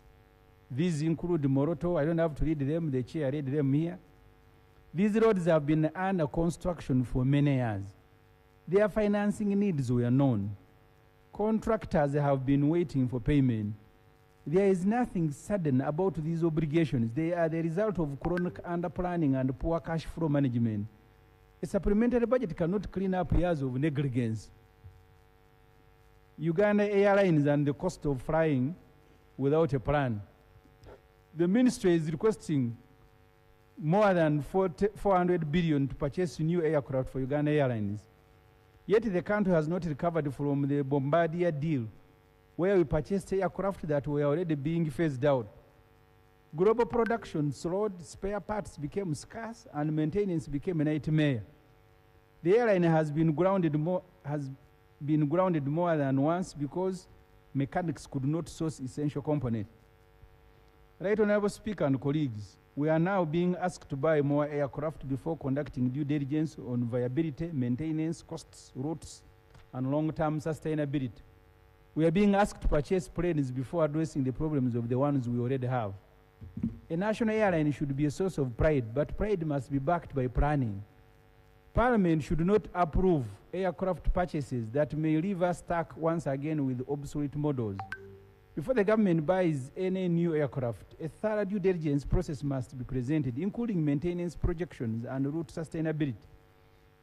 Uganda cannot afford another Bombardier disaster. Even the basic legal procedures have not been completed. There must be shareholder resolutions regarding capitalization, and these must be registered with the Register of Companies. We have a report of the COSASE which this Parliament approved. That's why I didn't include it in the report. In the report of COSASE approved here, COSASE recommended that we should be leasing instead of buying, and Parliament approved. Now it cannot be the same Parliament that approved leasing, now is saying buying. People who read Hansard will wonder which sort of Parliament was this one. Water and energy in this area. Honorable Speaker and honorable members, the Ministry of Water and Environment is requesting funds once again to connect 156 villages under SCAP 100, yet they cannot even provide a simple list of these villages. They want to expand umbrella water systems before addressing the same system that are unreliable and already too expensive for our people. Similarly, Right Honorable, the Ministry of Energy and the Mineral Development still has electricity poles standing like abandoned monuments in many trading centers following the rationalization of REA. Transformers are nowhere to be seen, and hospitals spend hours in darkness. Yet the same ministry is demanding billions for new connections, while the old unfinished work is conveniently ignored. Right Honorable Speaker, this country needs proper sequencing, not a rush to announce new projects. We should complete what we start. It makes no sense to seek more money when already funded work is still hanging. Let us fix what is incomplete before moving on to the next project. Defense and negatory expenditure hidden behind classified budgets. Right Honorable Speaker and colleagues, the first problem before us is the ever-expanding envelope of classified expenditure. Every year it grows, every year it returns, and every year we are expected to approve billions we cannot trace, verify, or interrogate. That's how negatory spending hides in plain sight. When money enters a classified corner without clear boundaries, it comes out as a bill to the taxpayer with no evidence of value created. A country cannot build accountability on invisible figures. It is in that context that other concerns emerge. Take the UPDF National Referral Hospital in Mbuya. This is not a classified project, yet it appears repeatedly in supplementary budgets with no clear progress, no timelines, and the same items returning like a bad chorus. Even more confusing, the National Medical Store is seeking supplementary funding to supply commodities for the same hospital, where the Minister of Defense is also requesting 10 billion to capitalize the hospital. Two different votes, one hospital and no clarity on who is actually responsible for what. This is how wastage takes root. Parliament must insist that hospitals are completed, budgets are harmonized, and the taxpayer is not billed twice for the same medicine. UDC and the perpetual bailout model. Sorot Fruit Factory is now a yearly visitor to this house. Every financial year, it needs capitalization. Meanwhile, farmers in northern Uganda watch their mangoes rot in gardens. Industrialization cannot benefit one region repeatedly while treating others as afterthoughts. UDC must operate as an investment arm with performance indicators, not a rescue agency for struggling factories. State House. State House has spent more money under the 3% already. That doesn't require prior parliamentary approval, and they are asking for more.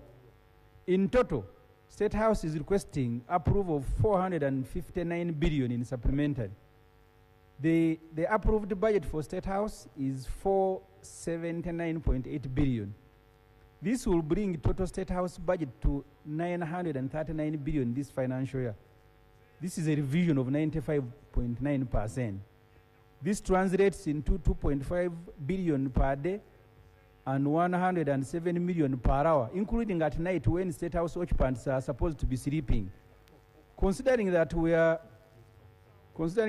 spending 1 trillion on parish development model per year, and you know parish development model is supposed to finance 3.5 million households, translating into 14 million people. So the amount of money we are spending at State House is equal to the amount of money we are spending on 14 million people to get out of poverty. The money we are spending on the residence of our dear leader is equal, as I said, to money spent on 14 million people. Can you imagine some of the money State House is asking for, which we will borrow, is for youth mobilization tours? You have seen my friend, the Honorable Barugahari, is addressing a rally every day asking younger people to support an old man. These State House requests must be rejected with all the contempt that it deserves. Recommendations are here. First, reject all supplementary requests that represent poor planning rather than genuine emergency. Require the Ministry of Agriculture to produce a full cotton value chain report before any further support private companies like fine spinners. Freeze all agricultural areas until an independent audit verifies supply, distribution, and impact. Demand a national equity framework to ensure balanced regional development in agriculture, energy, water, and industry. Require the Electoral Commission to provide a list of new polling stations and full documentation of the biometric system before funding is approved. Finalize tolled rural electrification works before releasing funds for new connections. Require government to present a detailed due diligence report on Uganda Airlines aircraft purchases before approval. Demand audited performance and sustainability reports for Sorot Fruit Factory and all UDC investments. Mandate quarterly implementation reports to Parliament for all supplementary expenditures approved. Right, honorable members, in conclusion, the people whose taxes we oversee do not enjoy supplementary lives. They walk long distances for water, they give birth under torchlight, they watch government planes fly over their villages while waiting for electricity poles that were erected 5 years ago. They deserve planning, not improvisation. They deserve fairness, not favoritism. They deserve a government that manages their money with discipline. This minority report is presented in defense of those Ugandans whose taxes you are about to authorize luxury spending. We refuse to endorse worst political convenience or poor planning. We dissent because it is our responsibility to do so. Right, Honorable Speaker and members, the report ends there. Thank you very much. Honorable Member, thank you so much. First of all, I want to look at the alleged procedural irregularity that you talked about. The minority report alleges the procedural irregularity, which is not correct. 2, Rule 161 requires the Minister of Finance to present the supplementary estimates before the House. The Minister indeed tabled the report of the supplementary. Today, if you look at today's order paper, clearly it provides for the laying of the supplementary schedules, which was done. The laying was done. The accompanying documents were duly attached to what the minister laid. And as I said before, that we did a administrative referral because members were on recess. And when we did that under Rule 8, there is nothing that would, there is a precedence that has already been set on that. And then secondly, the accusation that the House has flouted the Constitution, that is also not correct. Article 156(2) of the Constitution has been duly complied with. The minister introduced the supplementary on behalf of the President. The request was duly referred to the committee. The committee is reporting and has reported. I want to also, and when the supplementary is presented, the supplementary has the amount that is required, the purpose of that amount, and it has the vote. I want us to look at the introduction, where you are talking about the State House, the money which is given for State House, and you're saying this money is for mobilization of NRM presidential candidate. I don't think there is anywhere in the report, unless the chairman says it is there, which shows that the NRM chairperson requires this money for mobilization. And I want to, Honorable Semuju, as a custodian of the rules of the House, I wouldn't allow any statements that make this House look dirty. Because if it is not indicated anywhere, why are we importing statements into the report? Maybe I need to find out from the chairman, is the money meant for mobilization, the money which is classified? Because let's avoid the irresponsible reporting. Right, Honorable. The money which is here is for youth mobilization activities. All youth of Uganda, the government pays a lot of attention to the youth issues. And we are all, like even Parliament has observed that we have got many youth, and youth need what we call affirmative action. So government provides money for youth mobilization activities, for youth livelihoods, for better life skilling and so on. That's why we have even the hubs, skilling hubs, all that are done under State House. It's not an irregular activity. It's benefiting our youth. And it is not benefiting NRM. No. Let's avoid this business of bringing NRM into this. Let's see, Daudi. Madam Speaker, this is my report. Yes. I need to explain. You see, The moment you don't follow the rules, you run into trouble like this one. The law requires production of work plan and procurement plans for the money before you authorize spending. Can the chairperson of the committee table evidence here of work plan and procurement plans for this money? Then I will come here and apologize. This money for youth mobilization. Before cabinet approved this, the work plan was presented to cabinet. It's supposed to be presented before Parliament under the Public Finance Management Act, not cabinet. We are not supposed to do work for cabinet. You see, we are in campaign time. We should also appreciate what Semuju is going through. He's doing his campaign now. And Honorable Semuju, we are with you, don't worry. That's unfair on me, Madam Speaker. Actually, you are the one doing campaign. Madam Speaker. Where is the procurement plan and work plan? Madam Speaker.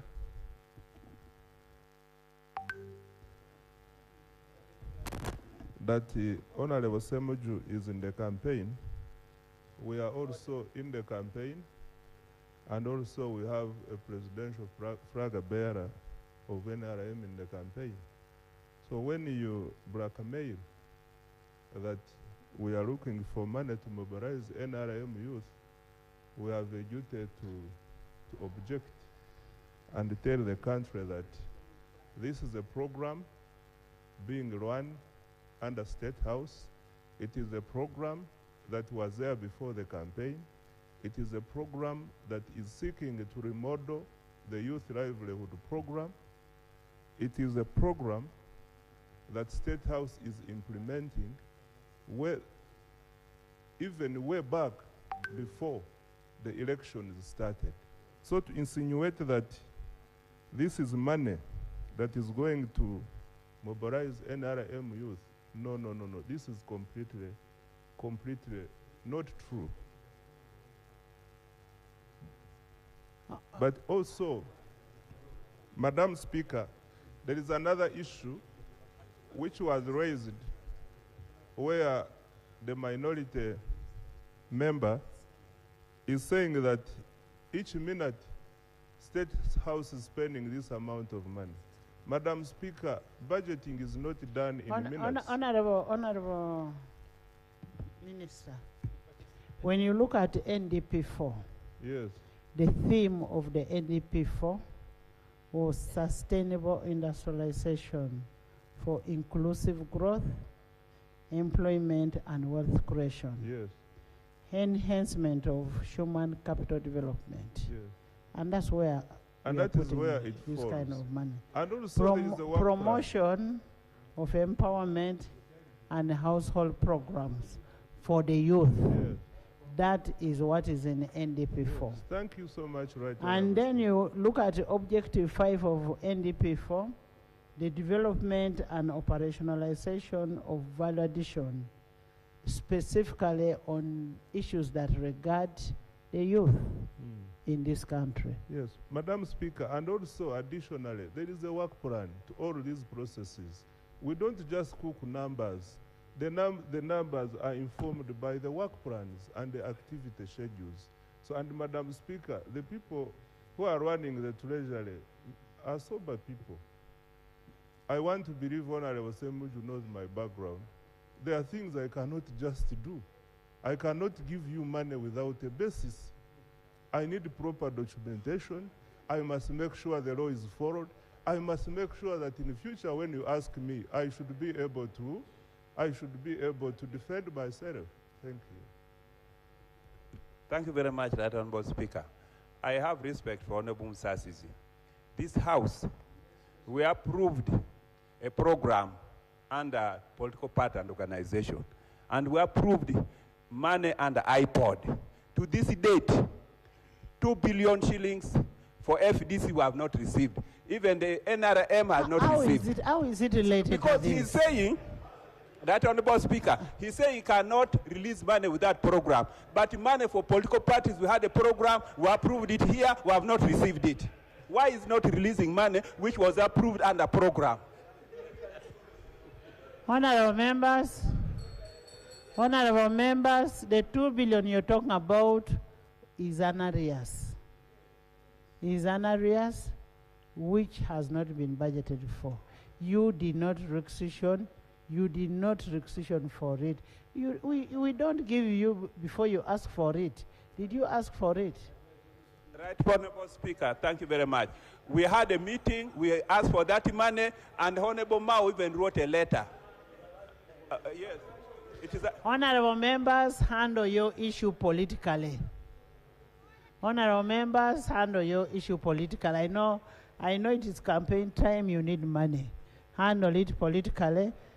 Honorable members, yes, Honorable, let me hear from Lob.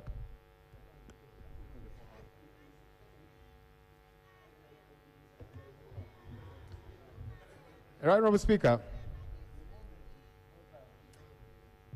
In all honesty, for starters, I think we need to clean up how we do certain things.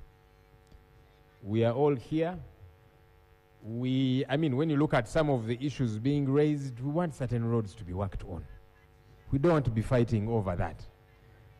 But you see, even when we want some of these roads to be fixed and so on, let's tick all the boxes procedurally so that we don't have a fight regarding the law. You see, the order paper, item number 3, is talking about laying of these requests. And the Minister of Finance laid them. Item number 4, the committee chairperson is coming to table a report. And then the House has got to constitute itself into a committee of supply. We need to clean up some of these things so that we look neat, even legally. Away from that, Right Honorable Speaker. And again, as, yes, the order paper is talking about laying and so on. The committee already sat, the reports are ready. I mean, some of these things, when the public that follows Honorable Lob, our live broadcasts. We agreed, first of all, you should also accept that we do consultation, me and you. I told you, no, we consult.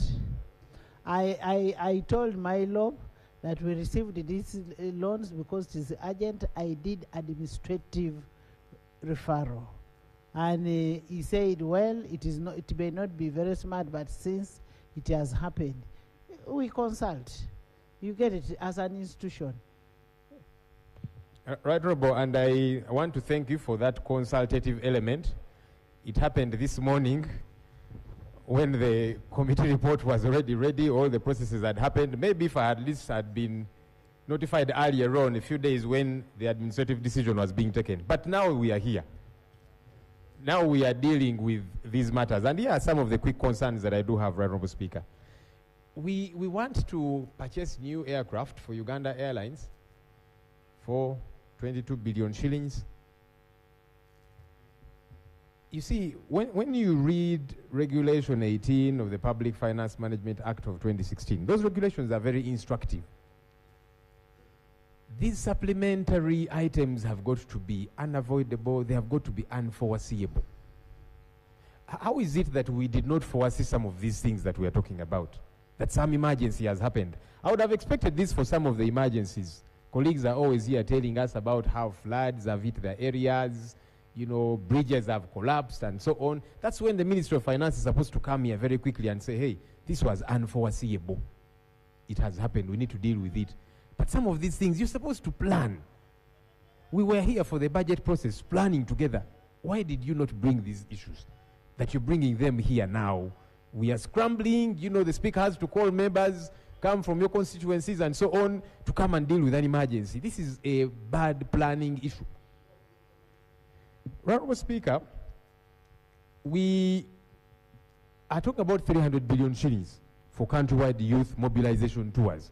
I saw somebody defending it and saying, this has been part of ongoing plans. If it was part of ongoing plans, why did you not encapsulate it in the budget? Why? Now you hear what he's saying. Anyway, good enough is even off record. You would all be disturbed by the response. Let's plan for all of these things. Because now when we come here, we go through the budget, we quarrel over what we quarrel over, we refuse this and maybe allow some things. And then a short while later, you're coming and saying, hey, this was unforeseeable. No, I don't believe so. I don't agree. There's another disturbing issue. 37 billion shillings for a power stabilizer at Namave to enable Roofings Group extend steel manufacturing. This is not a national project, Right Honourable Speaker and colleagues. This is a direct subsidy to a private wealthy individual. I have specifically raised many complaints here, severally. These subsidies, the monies that we extend to Atiak Sugar Factory, to Rocco, Inspire Africa Coffee Factory, and so on and so forth, you have never come out clean here for people to know this is how I access a shot in the arm from government.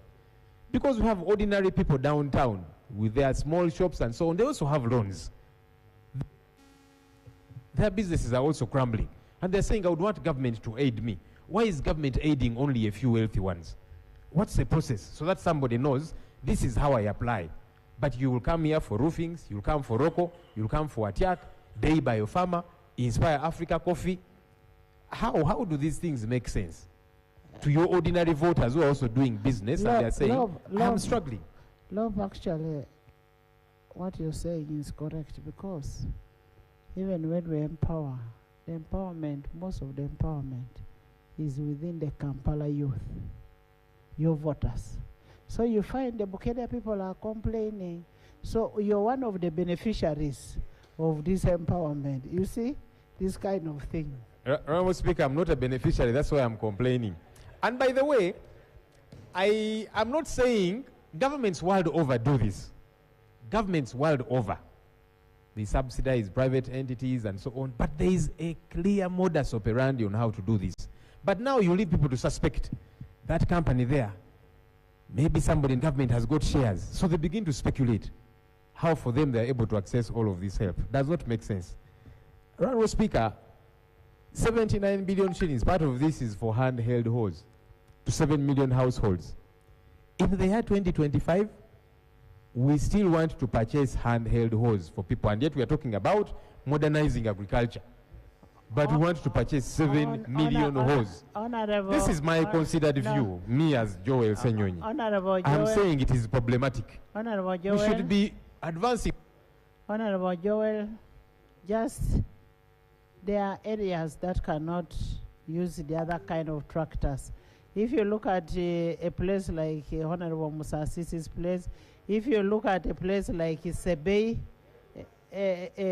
Honorable Inikwen, you don't need the big tractors. You need those handheld hose. That's okay, tractors. Right, Honorable Speaker. I am only saying we have been talking about modernizing agriculture. That's the direction we should be taking. That is part of modernization. This is my considered view, Right, Honorable Speaker. I should be allowed space to air my view, which is contrary to some people. Yeah, so as far as I am concerned, saying we are spending 79 billion shillings to purchase 7 million hose, especially during this electoral season, there's so many question marks here. Honorable Speaker, 20 billion shillings is required by Uganda Airlines to settle debts for aircraft engine maintenance. So we bought the planes, but we forgot the budget for servicing them. That's what this means. That's why you're coming here with a supplementary. The new aircraft we want to purchase is from the manufacturer Boeing. We have Airbuses. So now you want to have a bit of this and a bit of the other. Why don't you take advantage of economies of scale? You're scrambling jets with spare parts. All of these things are not taken care of, Honorable Speaker. The Ministry of Tourism wants 6 billion shillings, partly to commemorate Martyrs' Day across Anglican, Catholic and Muslim faith. Every year we do this. Why did you not plan for this, government? For me, that's what I find quixotic. That you bring this through a supplementary. Every year, we are always here talking about Uganda Martyrs' Day, how it is a big tourism potential event, but you don't plan for it. Honorable Speaker, protect me from this man from Kasambia. So I'm saying that this is poor planning, honestly. Finally, Right Honorable Speaker, The Electoral Commission needs 469 billion shillings to create 15,256 new polling stations. 1.5 months to the election. How can this be okay? We have had 5 years to plan for an election. So 1.5 months to an election is when you're saying, oh, we need to create 15,000 new polling stations, give us money. But how? Honorable Joel. And then... Honorable Joel. Yes, right, Honorable Speaker. Do they just need to create or they have created? Honorable Speaker, and that's the entire plan. That is a concern to all of us. This one is not partisan. Do they just need to create or they have created? Honorable Speaker, and that's the planning element I am talking about. So at whichever time you have created them, it is now that you're saying we need money as if you did not plan for it. But why? Why do you not plan properly? 1.5 months to an election. That's my big concern. Honorable Speaker, the biometric voter verification kits, part of which this money is going to take care of. Again, as I did mention earlier on, there are so many unanswered questions here. You're coming here to Parliament and saying, give us money. Members of Parliament are asking questions about these machines. In the past, they have been used and they never functioned. Network issues, usability, and so on and so forth. But you are saying, give us money. 1.5 months to elections. When is training going to happen? For all stakeholders, by the way, including us in this house. I need to know how this machine works because I'm a stakeholder. It's not just for the Electoral Commission officials. So that when I am sending my agents out, I have equipped them. This is what you need to look out for. This is how this thing works. This is when you know there is a problem. 1.5 months to the election. All of that is a green area. Honorable Speaker, we need government to come clean on this biometric voter verification kits. For all of us, by the way, as I did mention, I had colleagues in the NRM, some of them complaining that they were being rigged in their primaries and so on and so forth. This is a concern for all of us, not just we in the opposition. You also want to be sure that this process is fair, it is understandable, regardless where you do belong. So we need cleanness from the state regarding this. These people are distracting me.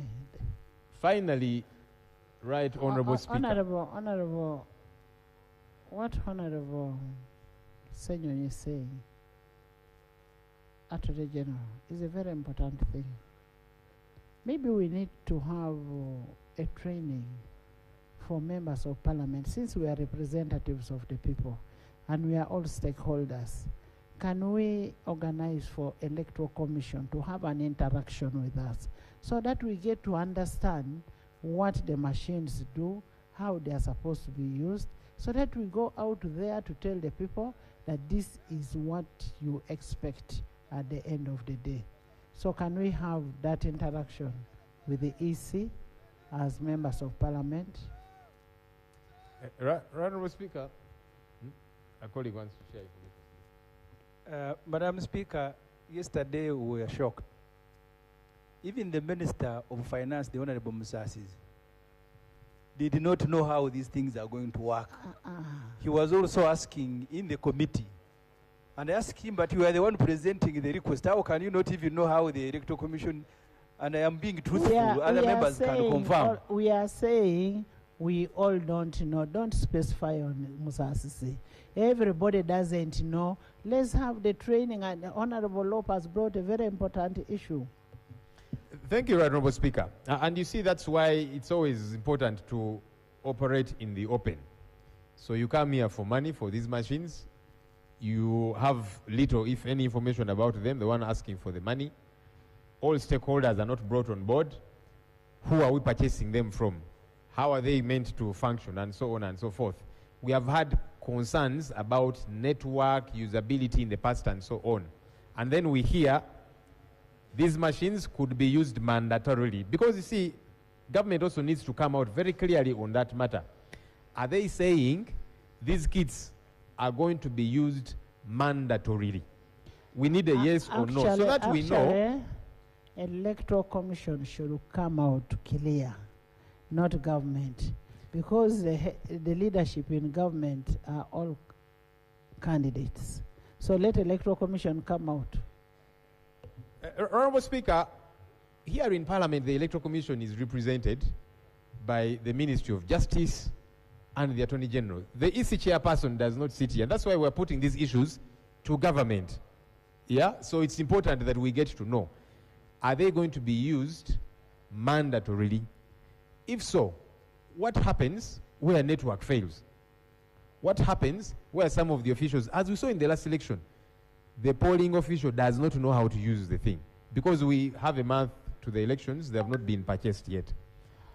My final concern, right, Honorable Speaker. But also, before you come to the final concern, those are some of the issues that when we are having an interaction with the EC, that we should be able to ask EC, and we should be able to get responses to that effect. Thank you, and I really hope that those...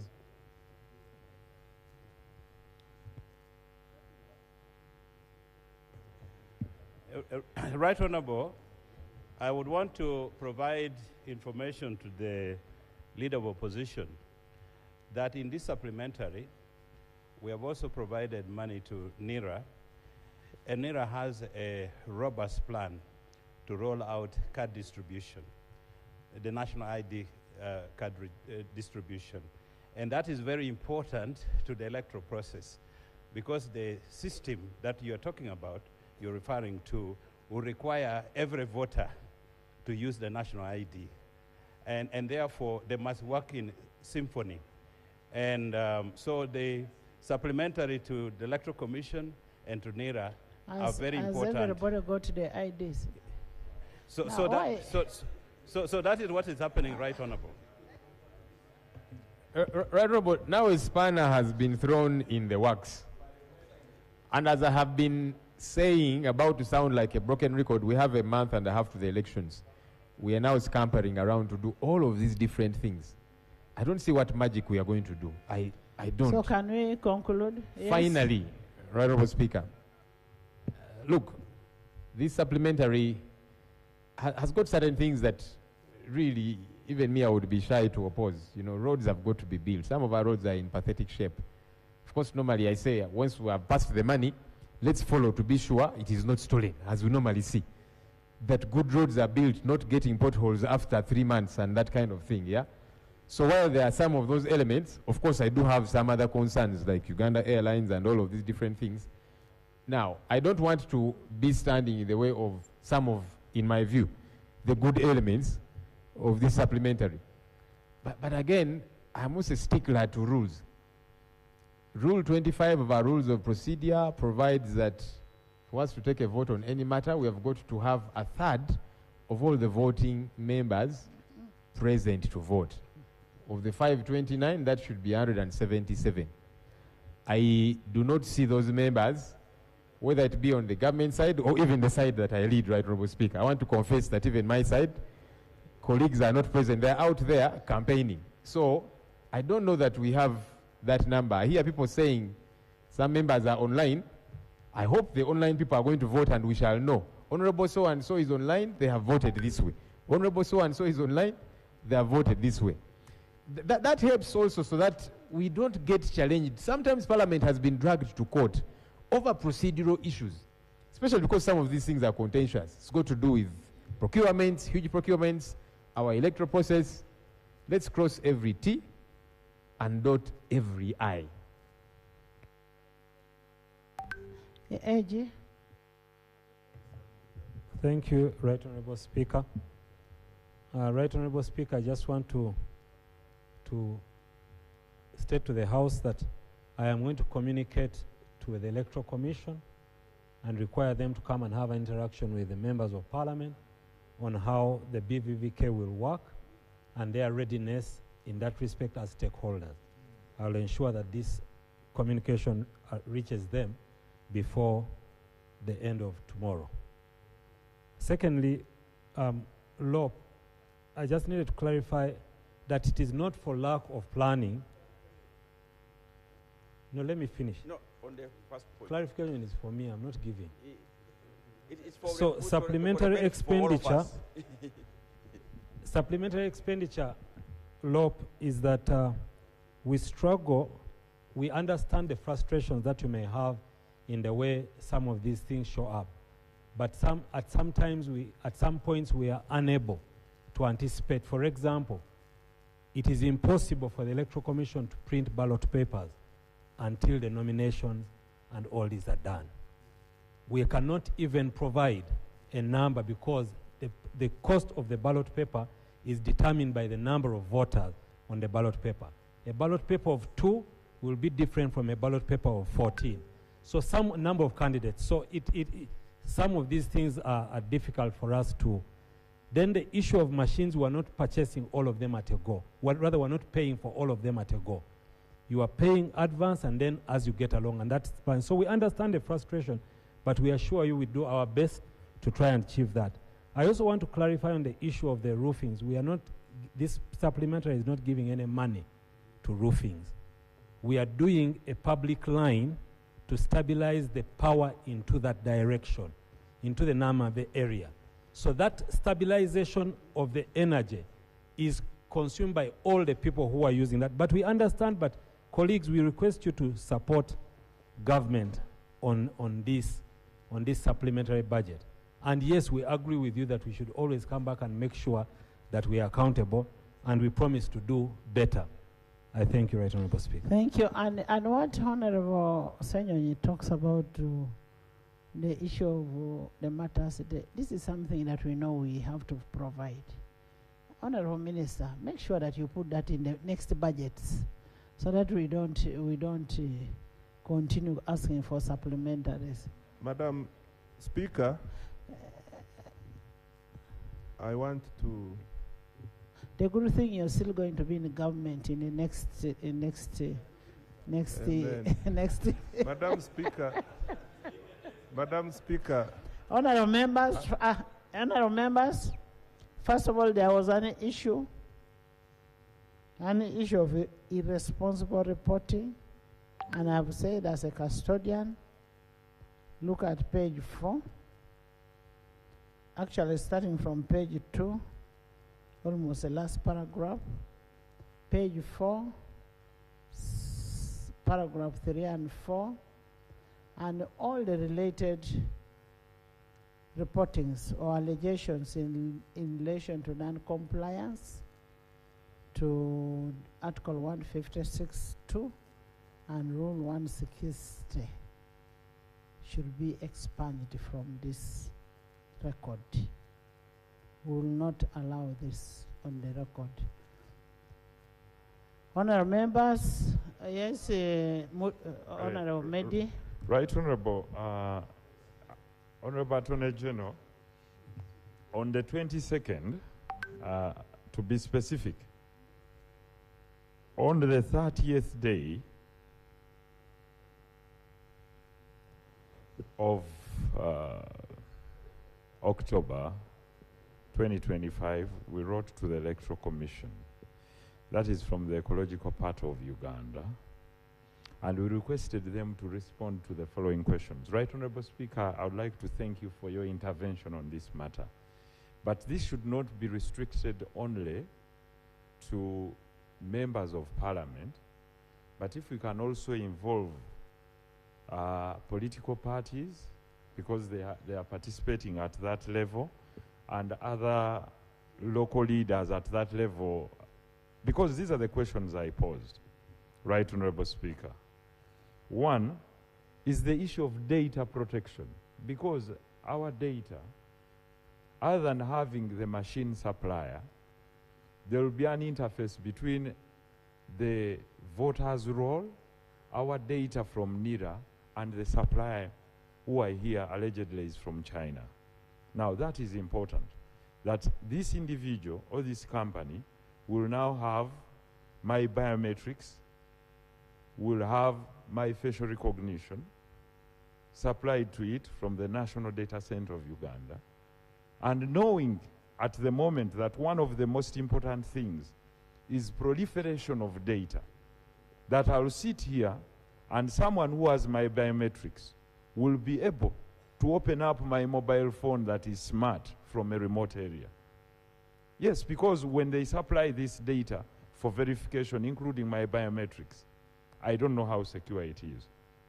Then secondly, the other question we posed was whether these biometric voter verification machines will be labeled according to the polling stations where they will be deployed. And I know the reason as to why I'm asking this question in particular.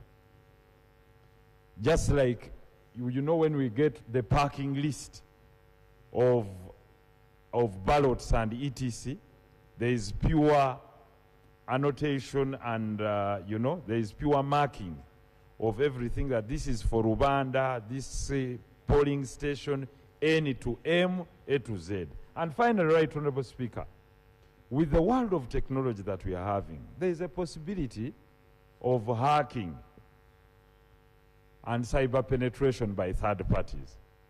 How secure are we that you might have a machine and there is a bypass from another party? The security of our elections. Therefore, as I conclude, Right Honorable Speaker, the Electoral Commission must come and demonstrate the dry run for us as to how it will handle, because a polling station might have between 300 and 500 people. How these people will be handled in a sequence of 5 minutes or 3 minutes, because if it's 2 minutes per person, then in 1 hour you can handle about probably 30 persons. And if we have 10 voting hours, then what happens to those that are still in the queue? So these are things we want to try and test through a dry run, that we stand in a line and they call by name, and we see how we put our biometric figures there, and how much time the interface between that information coming out from NIRA and telling you now you can move into the queue to vote. You might find that some people might be disenfranchised, or we might have to go to 2 days of continuous voting. Thank you. Honorable members, this is what the Honorable Lope had raised. When should we have that as members of parliament? I think, Right Honorable Speaker, please allow the Electoral Commission to come, interface with you, and you, because I have assured you that I am going to have Electoral Commission come to interface. Otherwise, we're going to repeat and I'm not going to provide any answers. I'm asking members, when are you available?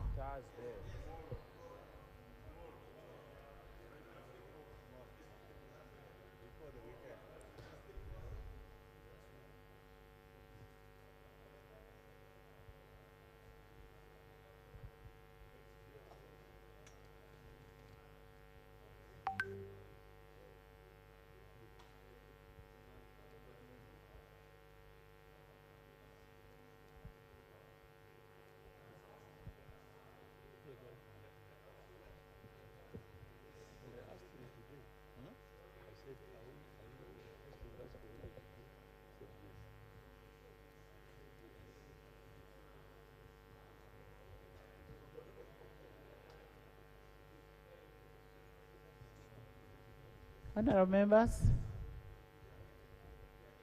members, I have been informed that Electoral Commission, most of the members have gone for the printing of ballot papers. Is Friday okay with you people? Is Friday okay?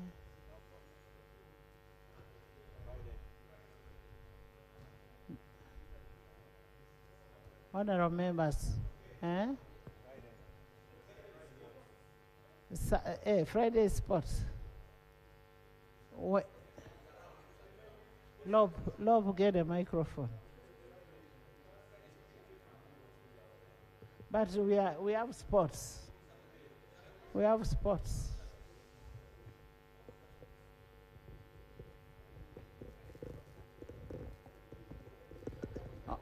Honorable members, we are going to discuss with the Electoral Commission and we'll send you a message that Electoral Commission will be available on such and such a day.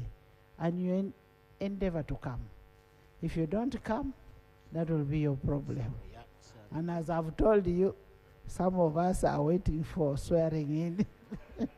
Honorable members, I now put a question that this House resolves itself into a committee of supply to consider the supplementary expenditure schedule number 1 for financial year 2025-2026.